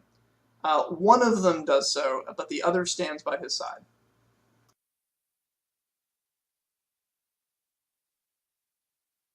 Inside the conference room, there is a woman, and Ed, there's no way that Nergui does not immediately recognize this woman. Okay. Her name is... Where's her name? I had it written down. There it is. This is Sisju. She is an Imperial-trained, Imperial-licensed, and Imperial-employed magistrate. And she is one of the most feared prosecutors in the Imperial courts. What she's doing out here in what is essentially bumfuck nowhere is quite a mystery, but this is one of the most intimidating criminal prosecutors that you are aware of in the Imperial bureaucracy. Very well. I will greet her by name and say, I'm honored to meet you. I'm but a lowly scholar, training for the exams. One day I hope to be even slightly as renowned as you. Study hard, scholar, she says. What brings you here? There's an intimidating coldness to her voice, but it is a genuine thing she seems to be saying. Study hard. What brings you here? I am here as a gift from the Emperor to the Lord of Jaipo, who has had a problem with drug trafficking within his jurisdiction and wanted swift resolution. I see. If I hear anything or see anything, I will be sure to come to you. Most excellent. And now I believe we are to have a meeting with opposing counsel in the matter of Leaves in the River's contracts. Is that correct? Yes. The Lord of Jaipur says, do I actually need to be here for this one? Because this gentleman wants to have a private conversation. And she turns and says, I do not believe you're necessary, my lord. I will handle this from here. He thanks her and steps out with Heldren and anyone else who wants to follow. May I purview your kitchens? I'd like to see some of the amazing ingredients you have here. He says, actually, no. My chef is quite protective of the kitchens. I apologize. But if you are hungry, then the chef will happily produce food for you.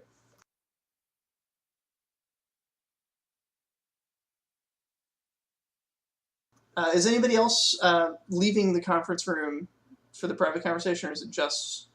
I think, did Heldren, did you want to be completely private, or did you want any party members with you? I mean, anyone in the party is certainly welcome. I basically want it to be private from potentially prying eyes of other people, people whose interests may not be aligned with ours. But anyone within the party is fine. I'll leave and follow them in like an effort to maintain that privacy. Okay, and the one demon hunter guard does come with you. This guy has taken on one of those like royal guard like glazed eyes, like he's just not even paying attention to anything, and any attempts to tell him to not follow his lord will just be ignored, including an order from his lord.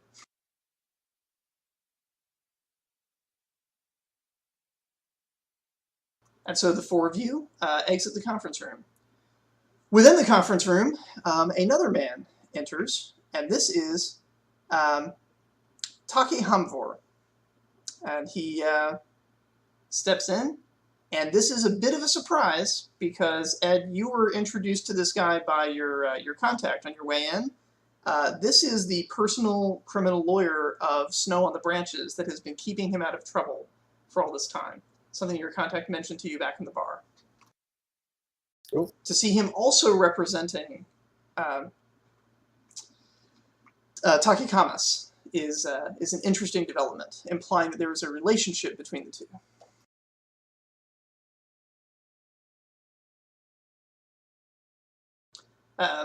Once they finished formal greetings, which is pretty quick between two lawyers, they basically open up their files, sort of set them out on the table in front of each other, and then immediately sort of break down into not really lawyer speak. They're just kind of like, come on, man, what do you got? You don't have anything. This is, he's just point is like, it says payment, and he paid the hospital. That's all he was supposed to do. The contract is clear. She does not seem to be as interested in Leaves in the River's situation and prosecuting that as she is in finding something on this guy. She seems to be looking more for dirt. It's like, how can this possibly be a legitimate contract? It's like she can't even read. Like, how are you calling this legit? It's like there should be sanctions against you for even presenting this in front of me. And they go back and forth a little bit. You can put in your own input if you wish. Sure. I say my primary concern is, as you say, she could not have read the contract. And so her understanding of the contract is limited to what was explained to her verbally. Of course, you don't have that in writing as kind of by definition. That said, I also have evidence. I do have evidence that the price was paid to the hospital. And so in terms of the letter of the contract, it was fulfilled. However, of course, she could not have read that. We have only her word about what she believed the contract was. What I can say, the contract was fulfilled by paying the hospital. The services that were paid for were canceled, and they were canceled by the same person that created the contract. One cannot sell a goat and then slaughter the goat. This would be stupid and in breach of contract. One purchases property, one must reasonably deliver said property. It's as like I am certain that she would not have sold her freedom to a hospital that had no value. The opposing lawyer, they hear you out completely, and he says, just a minor point of detail for my own clarification, as my copy of this doesn't indicate, but when the services were canceled, was the money refunded? And the answer in your documents is no, that you can present that however you want. He claims he doesn't have that document. As I do not know either way. I do not believe so. But of course, the hospital was in great disrepair for independent reasons, I say. That notwithstanding, if I sign a contract to render services in payment for some good or service, and then the seller of the good or service then intentionally, by their own will, reduces the value of the good or service that I've traded for, that is, that's not simply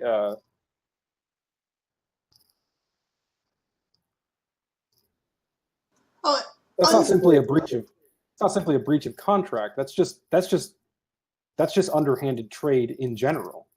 He leans back and says, "Oh, unfair, certainly. A horrible situation all around. The question here is it technically illegal?" And yeah, she gives him a really mean look. You can tell there's some bad blood between these two. She says, the legality of it is for the court to decide, which will happen as soon as we enter into session. For now, we're here to discuss disclosure of evidence and to see if a pre-court arrangement can be reached that is beneficial to both parties.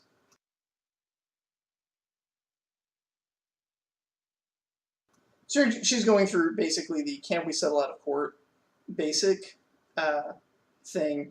You get the sense she does not actually intend to settle out of court, that she's basically leading this guy on and trying to find something to get him on. And that she, again, is less concerned with leaves in the wind, or leaves in the river, and more concerned with trying to nail this guy to the wall for some misdoing.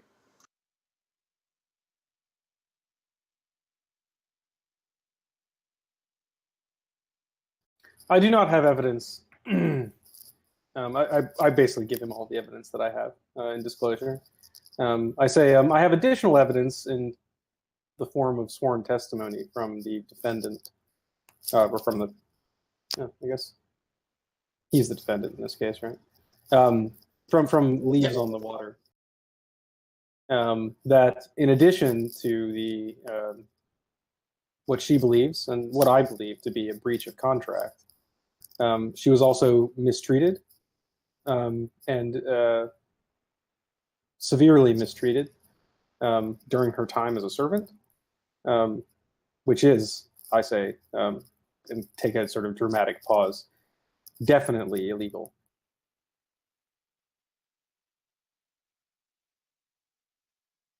He takes notes of all this. Like, all right, accusations of misconduct. Got it.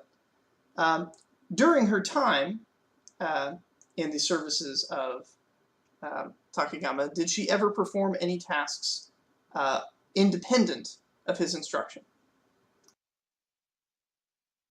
The other prosecutor is, where are you going with this? Like, I say all people perform tasks independent of anyone's instruction, even servants. This is a silly line of questioning, I say. I do have, of course, manifest evidence that she was performing illegal acts directly for her master. Something involved with drug trade. And this then evidence, of this, course, I don't want to present directly, as I think that perhaps it should be discussed with the Imperial Council.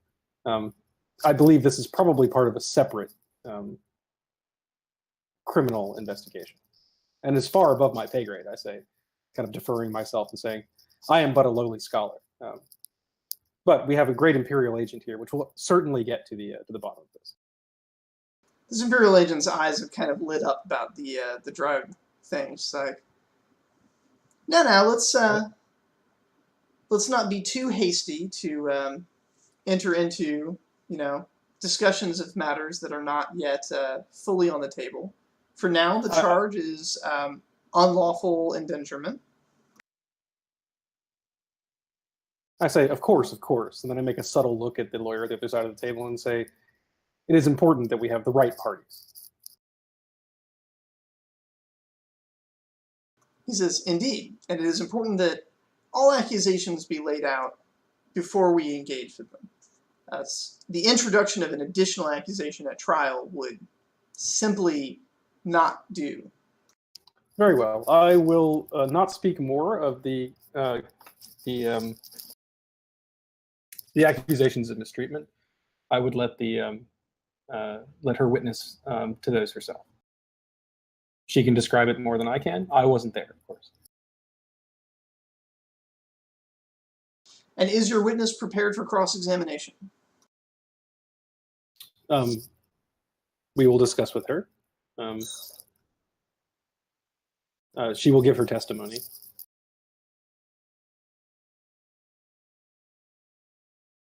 One last thing before I pack up. This is testimony, not material evidence. Of course, you'll, of course. Of course, have your chance to be cross-examined in the one. Because evidence can be presented to both parties before the trial, then it is considered fair, but testimony cannot, and so it is only fair that I be given an opportunity during trial to cross-examine her testimony. Of course, as is proper. One last thing then before we go. Are we to have any glowing supernatural testimony? He sort of frowns and wrinkles his nose with this taste. And the prosecuting attorney says, at this time I see no reason to call witnesses from beyond life itself, but if the matter arises, then we will inform you immediately.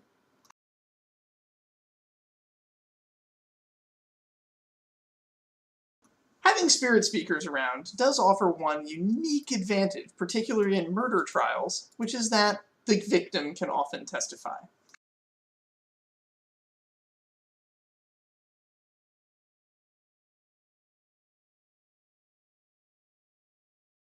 All right, and so he packs up and gets ready to head out. Meanwhile, in the other room, says, yeah, so this is about as private as it gets around here. What can I help you with? Sure. So I'm to understand that you have some history with Lord Hypo. Is that correct? Yeah, we used to adventure together back when I was a magistrate, and he was an up-and-coming general, and I think he liked that I added a bit of respectability to his adventures. We kept the peace, kept the law, as we traveled. Have you seen him recently? Have you communicated with him? We had kind of a falling out after the whole situation. I mean, I don't really agree with him. I think she was in the right, but I can't abide that that Abashi would actually hurt him, and I can't really take sides in that fight. I'm glad that Abashi is no longer suffering, and I'm still very mad that he's the one who made her suffer. But I understand too. She did something similar to him. It's been a back and forth between those two. It always was. So yes, and I understand that there was a fourth one of you in your party. Yeah, he looks really sad. He's like, I wish there was something we could have done.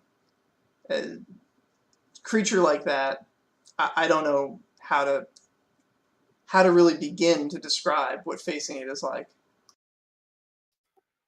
Yeah, understood. Something in your psychic sense is pinging danger.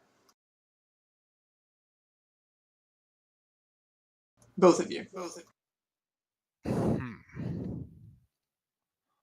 So you remember it clearly?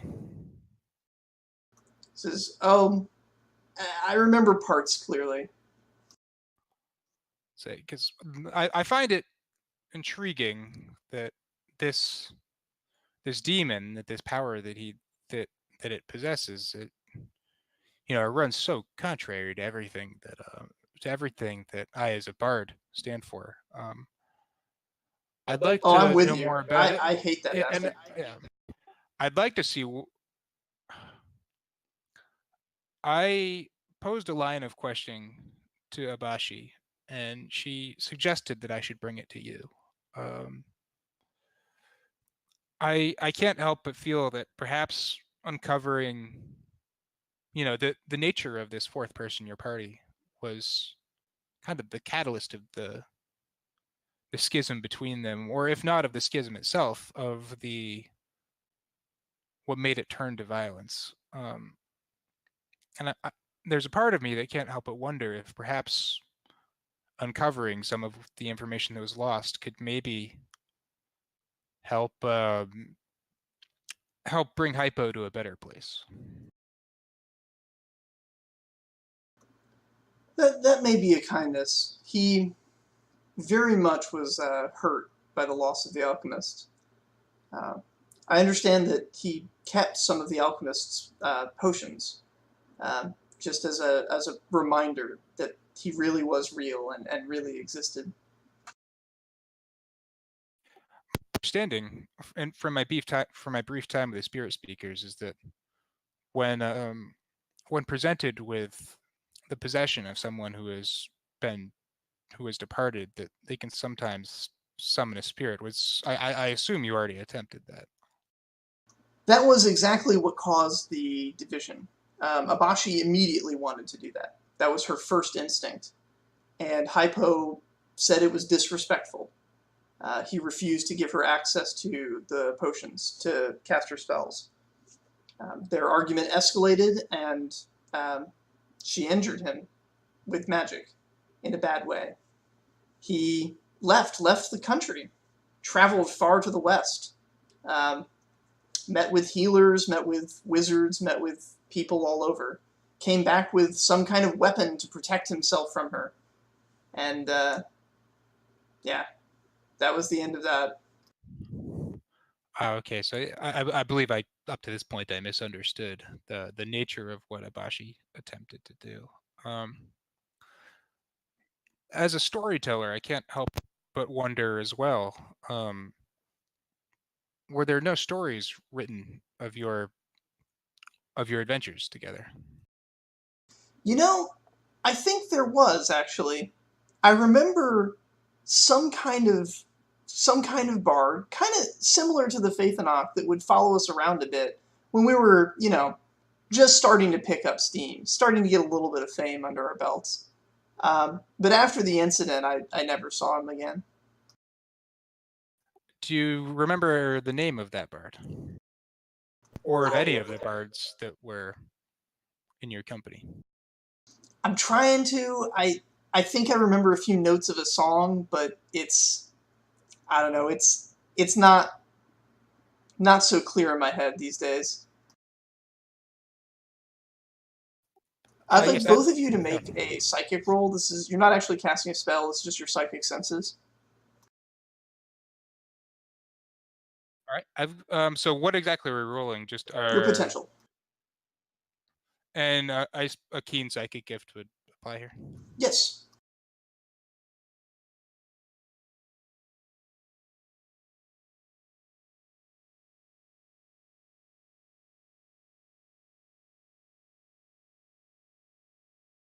Wow. Yeah, we got it. I mean, that may not be enough. Who knows what we're dealing with If right now? that's not enough, then we're incapable. So It's true. Wow, okay. So both of you sense a tendril of something dark inside this guy's mind, trying to reach out, and then his mind just pulling it back in. is it possible for us to reach back? Or do we sense that it would be possible to reach back and kind of try to unravel this a bit? Yes. Yeah. You are not aware of any particular psychic defenses this guy has. Okay, I'd still like to run it by him first. I know Draven may not. We may have fundamentally different philosophies on this. Already in there. But yeah, I was gonna be like, I sense something of the bard's presence in your mind. Do you mind if I attempt to dig deeper? Oh, you're one of those, he says. That's not a smart idea. You should just stay clear of that. Is it a danger to me? Because that is a danger I'm willing to face.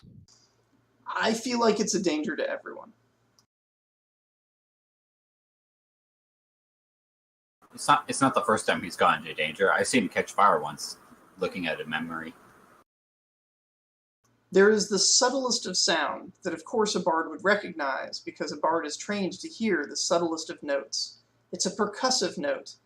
The otherwise unmoving statue of a demon guard has shifted his stance slightly, subtly. He's ready to draw a weapon. I'll just say that will not be necessary. He is not aiming at you. Yeah. I would like to kind of turn and look to him to see what he is aiming at. He's aiming at the Lord. Oh, that's what he's for. I like this place. I'll say, A look of calm comes over the Lord's face, and the soldier relaxes as well.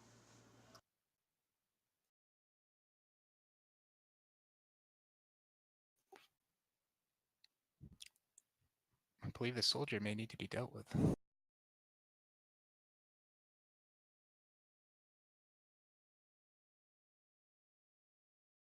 I apologize. It's a tense subject. Entering of minds is always a tense subject when a demon that specifically erases memories is involved. I'll say, do you wish to reach a resolution with Lord Hypo? Yeah, that would be good. It would be nice to sort of clear the air. He's been sort of tense, ever since the incident. And I think it would be good to just sit down, talk it out. We're older, wiser, dealt with a lot of things since then.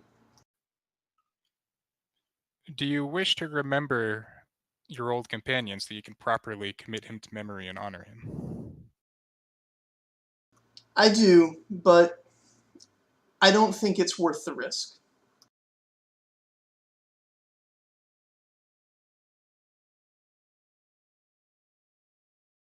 Perhaps you could use your skills on Lord Hypo himself and help him remember. I think that would bring great clarity and healing to him. He is in the opposite direction of your mission, by the way. Yeah, that's not going to happen for that basic reason. So I'm afraid Lord Hypo is out of the question. I'll say, to be clear,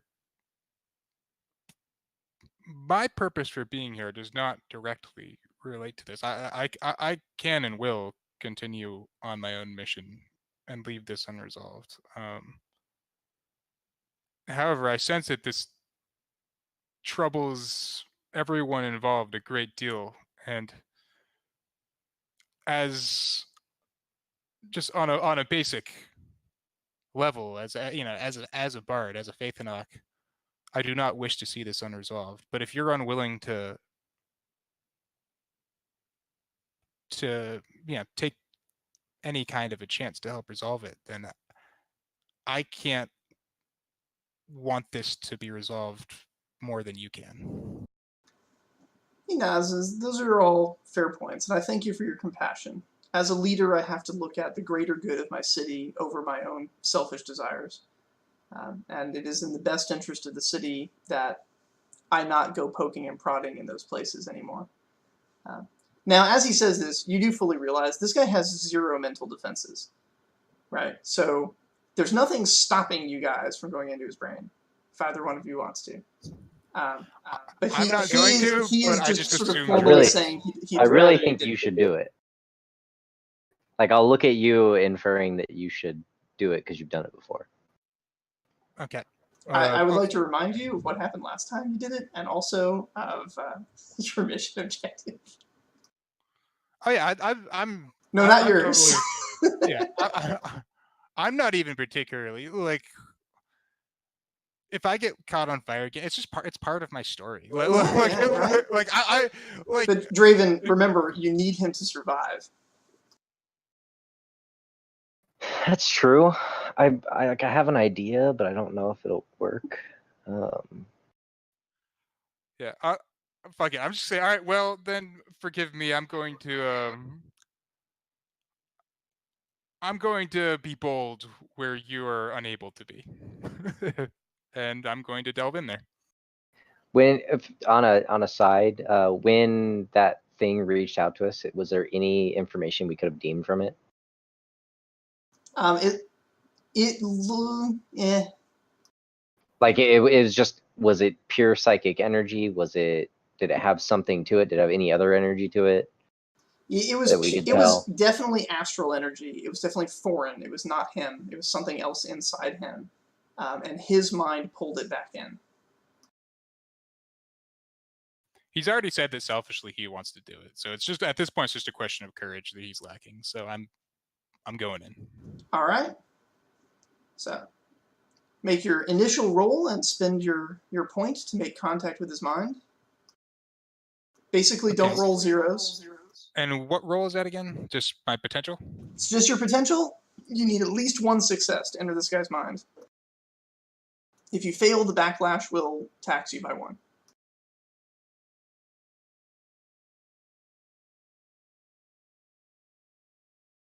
There you go. So spend your 1. Are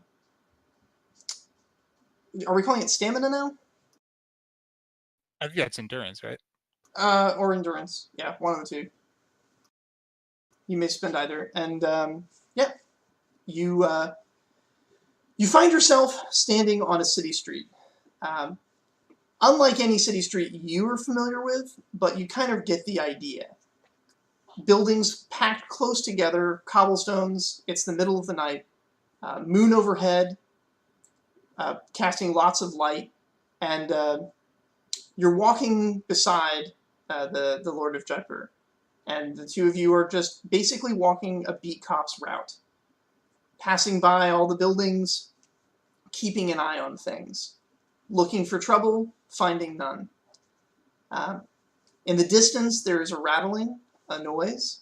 He turns and he walks over towards it, and you find that somehow you've transitioned from walking down the streets to walking down a hallway in a prison.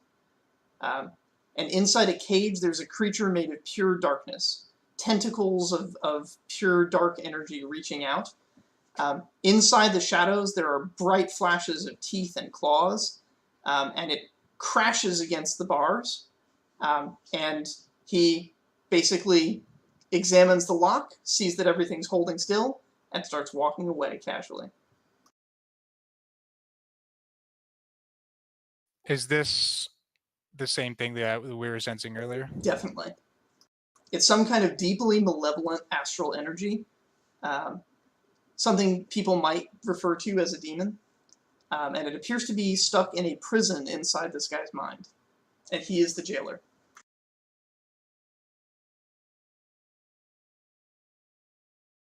Okay,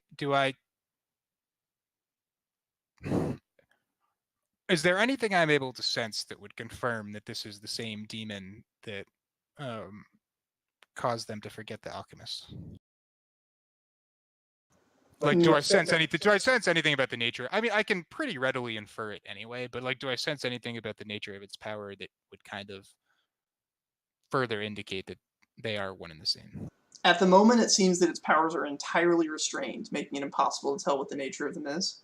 This creature is stuck in a trap and can't get out.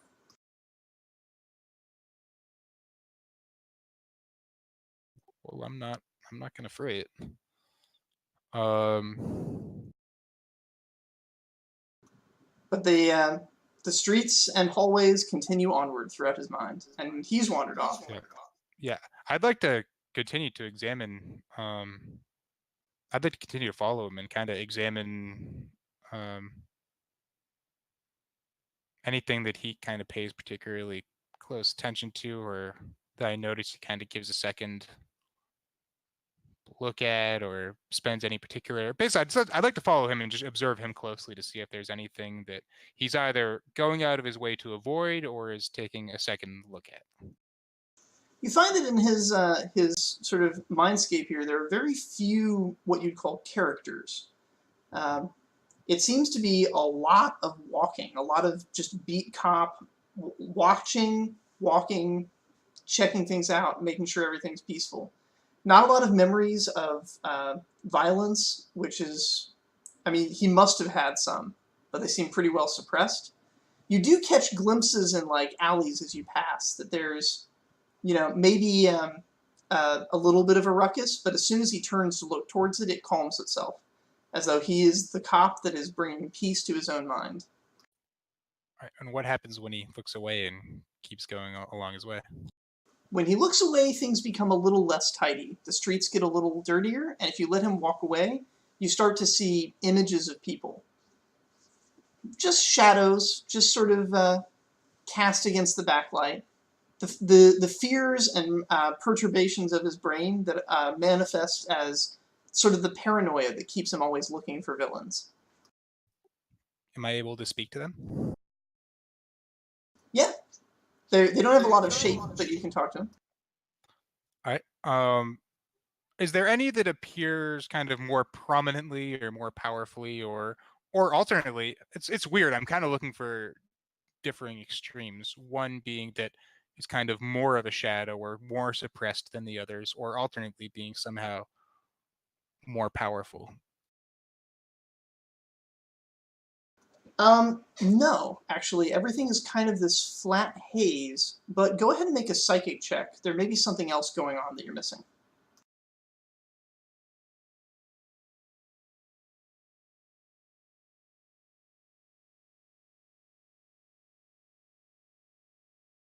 Okay, yeah.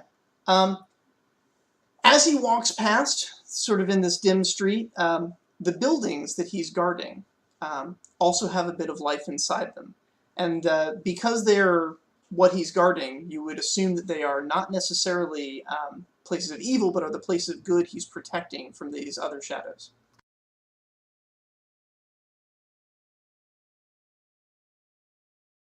It's a good bet Okay. there's something more benign inside there, something more conversational. Yeah. I'd like to enter one of them, particularly if there's like a tavern or anything of that nature, or like a hall of heroes or a barracks, something like that. I'd like to enter that. And specifically, I'm kind of keeping my eye. I'm interested to see if there is a Bashi or a Hypo or a Faythen'oc bard anywhere in his memories, and specifically if there's kind of like another unaccounted for person or shadow or something that I might be able to latch onto. Okay, you encounter a tavern, and indeed there is a bard.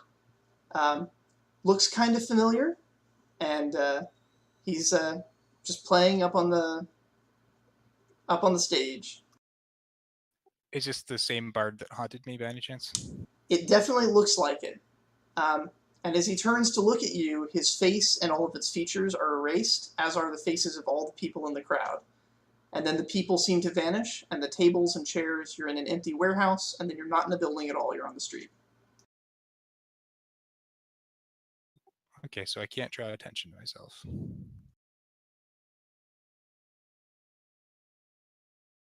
I'd like to proceed to the next building and enter that. And rather than saying anything or drawing attention to myself, I'd like to observe to whatever extent I can. Observing passively, you see that there are people, they seem to be, engaged in things that you would imagine people do inside buildings more than you actually witness. You see them, sharing a meal and laughing by the fire at no particular joke you actually hear. It seems very much like these are parts of his brain that are imagining the good things he's protecting the world from, but he's never actually really witnessed them. Never been part of a family, never had one of those nice dinners.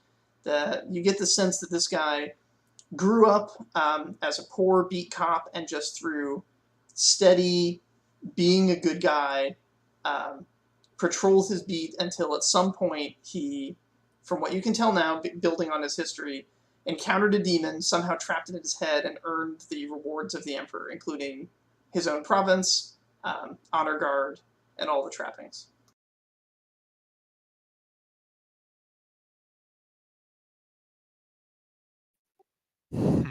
Okay, so yeah, there wouldn't be any actual like shades of his companions here. This is just purely something imagined. It's what he imagines himself to be.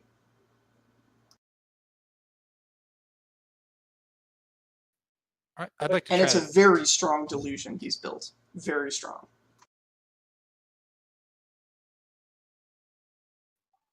Trying to decide if I want to break that, break that illusion for him. I'm not sure I do. Breaking any part of it might start unraveling other parts as well, and you have some degree of terror as to what would happen if the portion that is maintaining the prison unravels.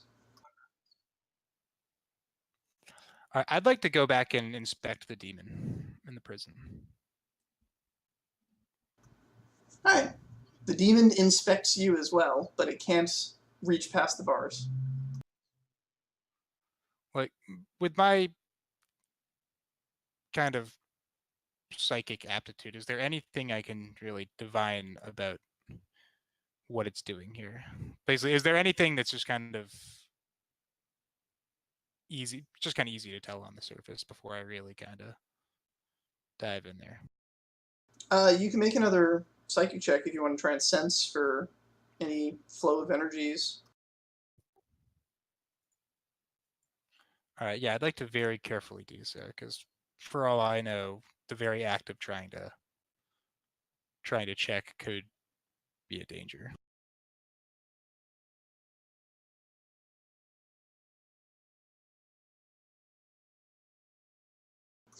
Nice. You're hitting those threes pretty hard today. Everything you sense inside this guy, every piece of energy flows back here. It's like his entire psyche is built around keeping this demon inside, and whatever he used to be as a person has been just buried under this constant watchfulness that he keep the demon contained. He has no psychic ability, so he is doing this through pure self-delusion and self-brainwashing. Okay. And based on the fact that like every part of the delusion I can kind of feel being pulled back here, is there any part of him left that's not being pulled, that's essentially not part of the illusion? You sense that a lot of the things as you go away from the demon are built off of old ideas. His old job as a beat cop, some of the buildings that he may have actually seen, people he's seen. So a lot of the faces of the people before they started vanishing were, you think, real people that he has encountered in life that are being used as placeholders to fill in the gaps.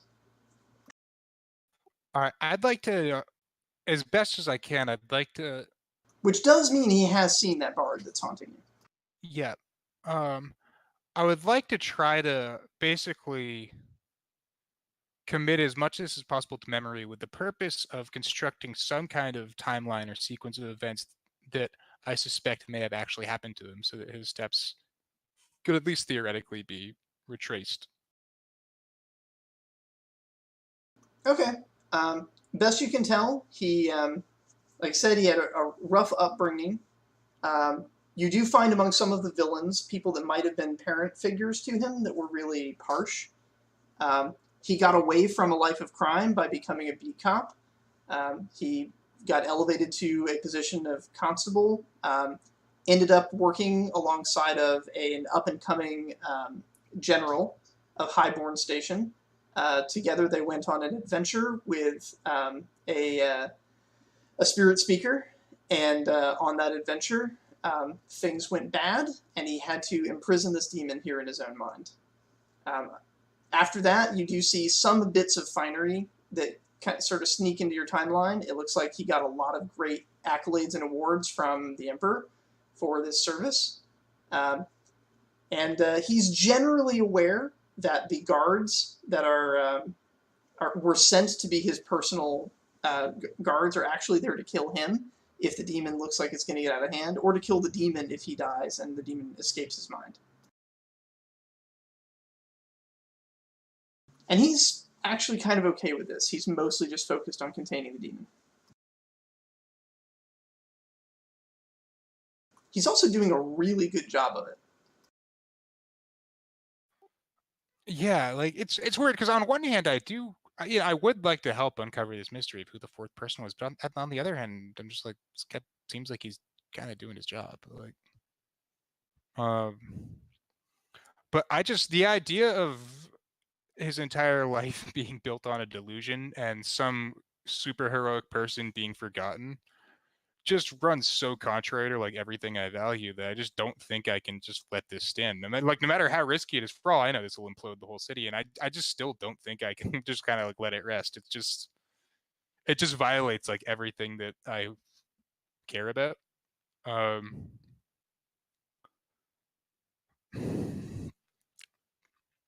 So you said you see like glimpses of people as you kind of navigate through his life. From around, do I notice like Ibashi and Hypo kind of turning up around the same around the same point, or kind of in proximity to each other, as if to suggest that this is what I'm seeing represents like a specific time in his life? Yeah, and from the orbits it's very hard to perceive, but there is an empty space where something should be. And sometimes you see the flicker of a shadow as though there should be like a person there, but there's no one standing there to cast the shadow. Sometimes it looks like the ground itself is just being swept clean as you look at it. Like the rest of the street has a little bit of dirt on it because he's not around for things to look clean, but then like there's this spot that just cleans itself. Just briefly. Yeah. Like a person was standing there and then they just got wiped out. I'd like to really really hammer in on that. I'd like to really put all my focus in on that spot and try to tease something out of that. All right, make a roll, and this is going to cost a point. This is actually going to cost a couple points because this is a big one. Yeah, and I just... Oh, your first failure. All right. So you take 2 composure damage and you are expelled from his mind.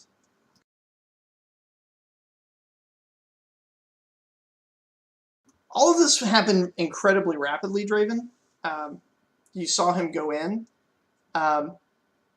The demon hunter tensed up again, but he didn't actually draw his sword. He just got ready in case something went bad. And then, yeah, you see Heldren just get straight up ejected out of the guy's head. Yeah, I'll just say there's something there. The alchemist is in there. I wasn't quite able to grasp it, but it is there. He sort of sighs and said, "You probably endangered my entire city in doing that, and I still have a lot of respect for you, but I am going to have to ask you to leave."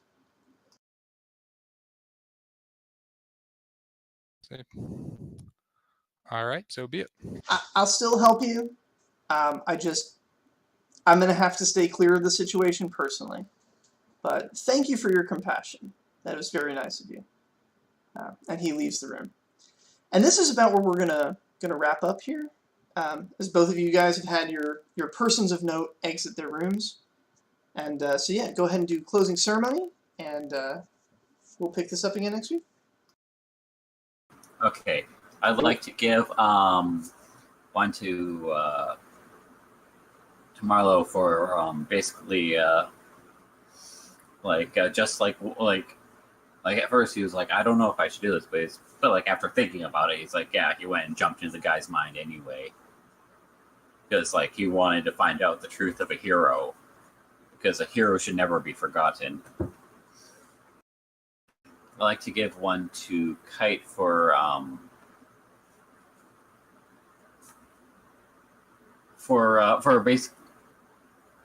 basically giving him the look, just sort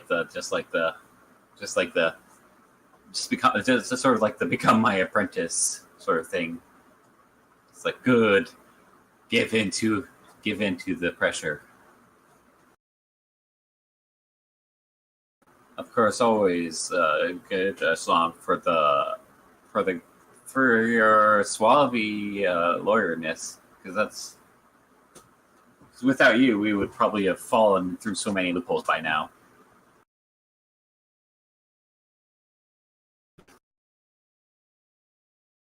That's everyone. Cool. Yeah, I can go.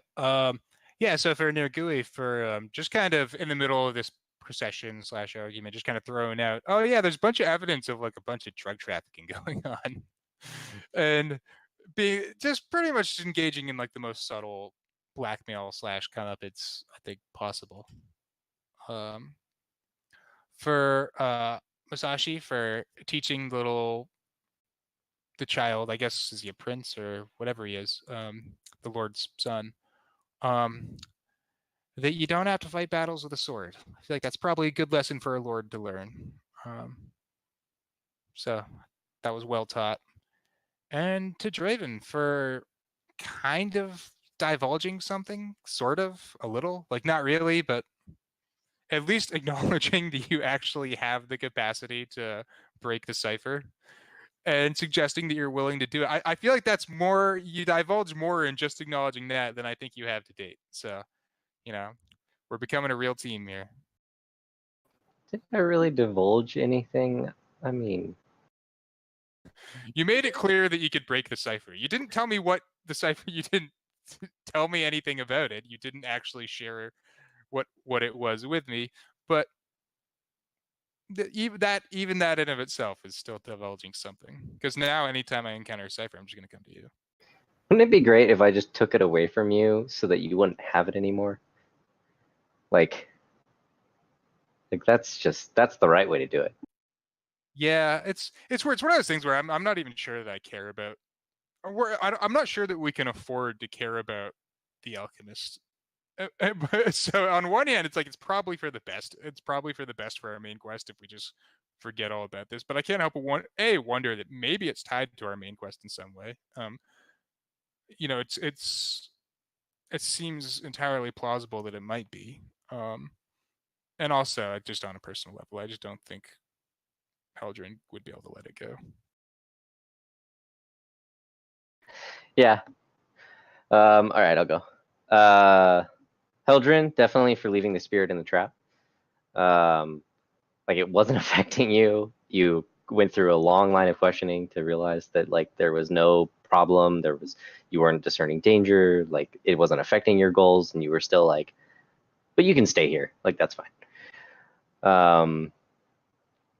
The Musashi again for the not necessarily that teaching the boy anything, didn't really care about that. It was that I basically just imagined you standing at advancing guards and just holding a tea tray and just bending over and just like presenting that to him. I wanted that whole scene to unfold with them charging the kid and then just taking the tea and being like, we win. Or we surrender, whatever it would have been. But that was a good thing for your character to do, which is great. And then Naguri for playing the lowly scholar card, which you've done a lot, but dialing on it extra thick because there was someone of special note in the room that I assume there would be some controversy depending on how much information they had on you. By the way, Dave, I just realized there was a typo in my roll, and that should have been 1 success. Oh no. Yeah. All right, so you only took 1 tax as you were ejected. All right, cool. It was almost 2 successes, but didn't quite get there. Yeah, that was close. Cool. Yeah. So for Troy, Draven, one day I will meet you and we will be good friends. To Heldren, mostly for just like having a creepy conversation with a creepy trap thing, and doing it very well. And then again, like Troy said, it was just kind of like, cool, yeah. So we've got a good rapport going. You want to let me out of here? You're like, no, not really. Laters. And then for Tice, never not collect ingredients from like literally everyone. You just accumulate liquids, and and tea leaves. That's pretty much your MO. So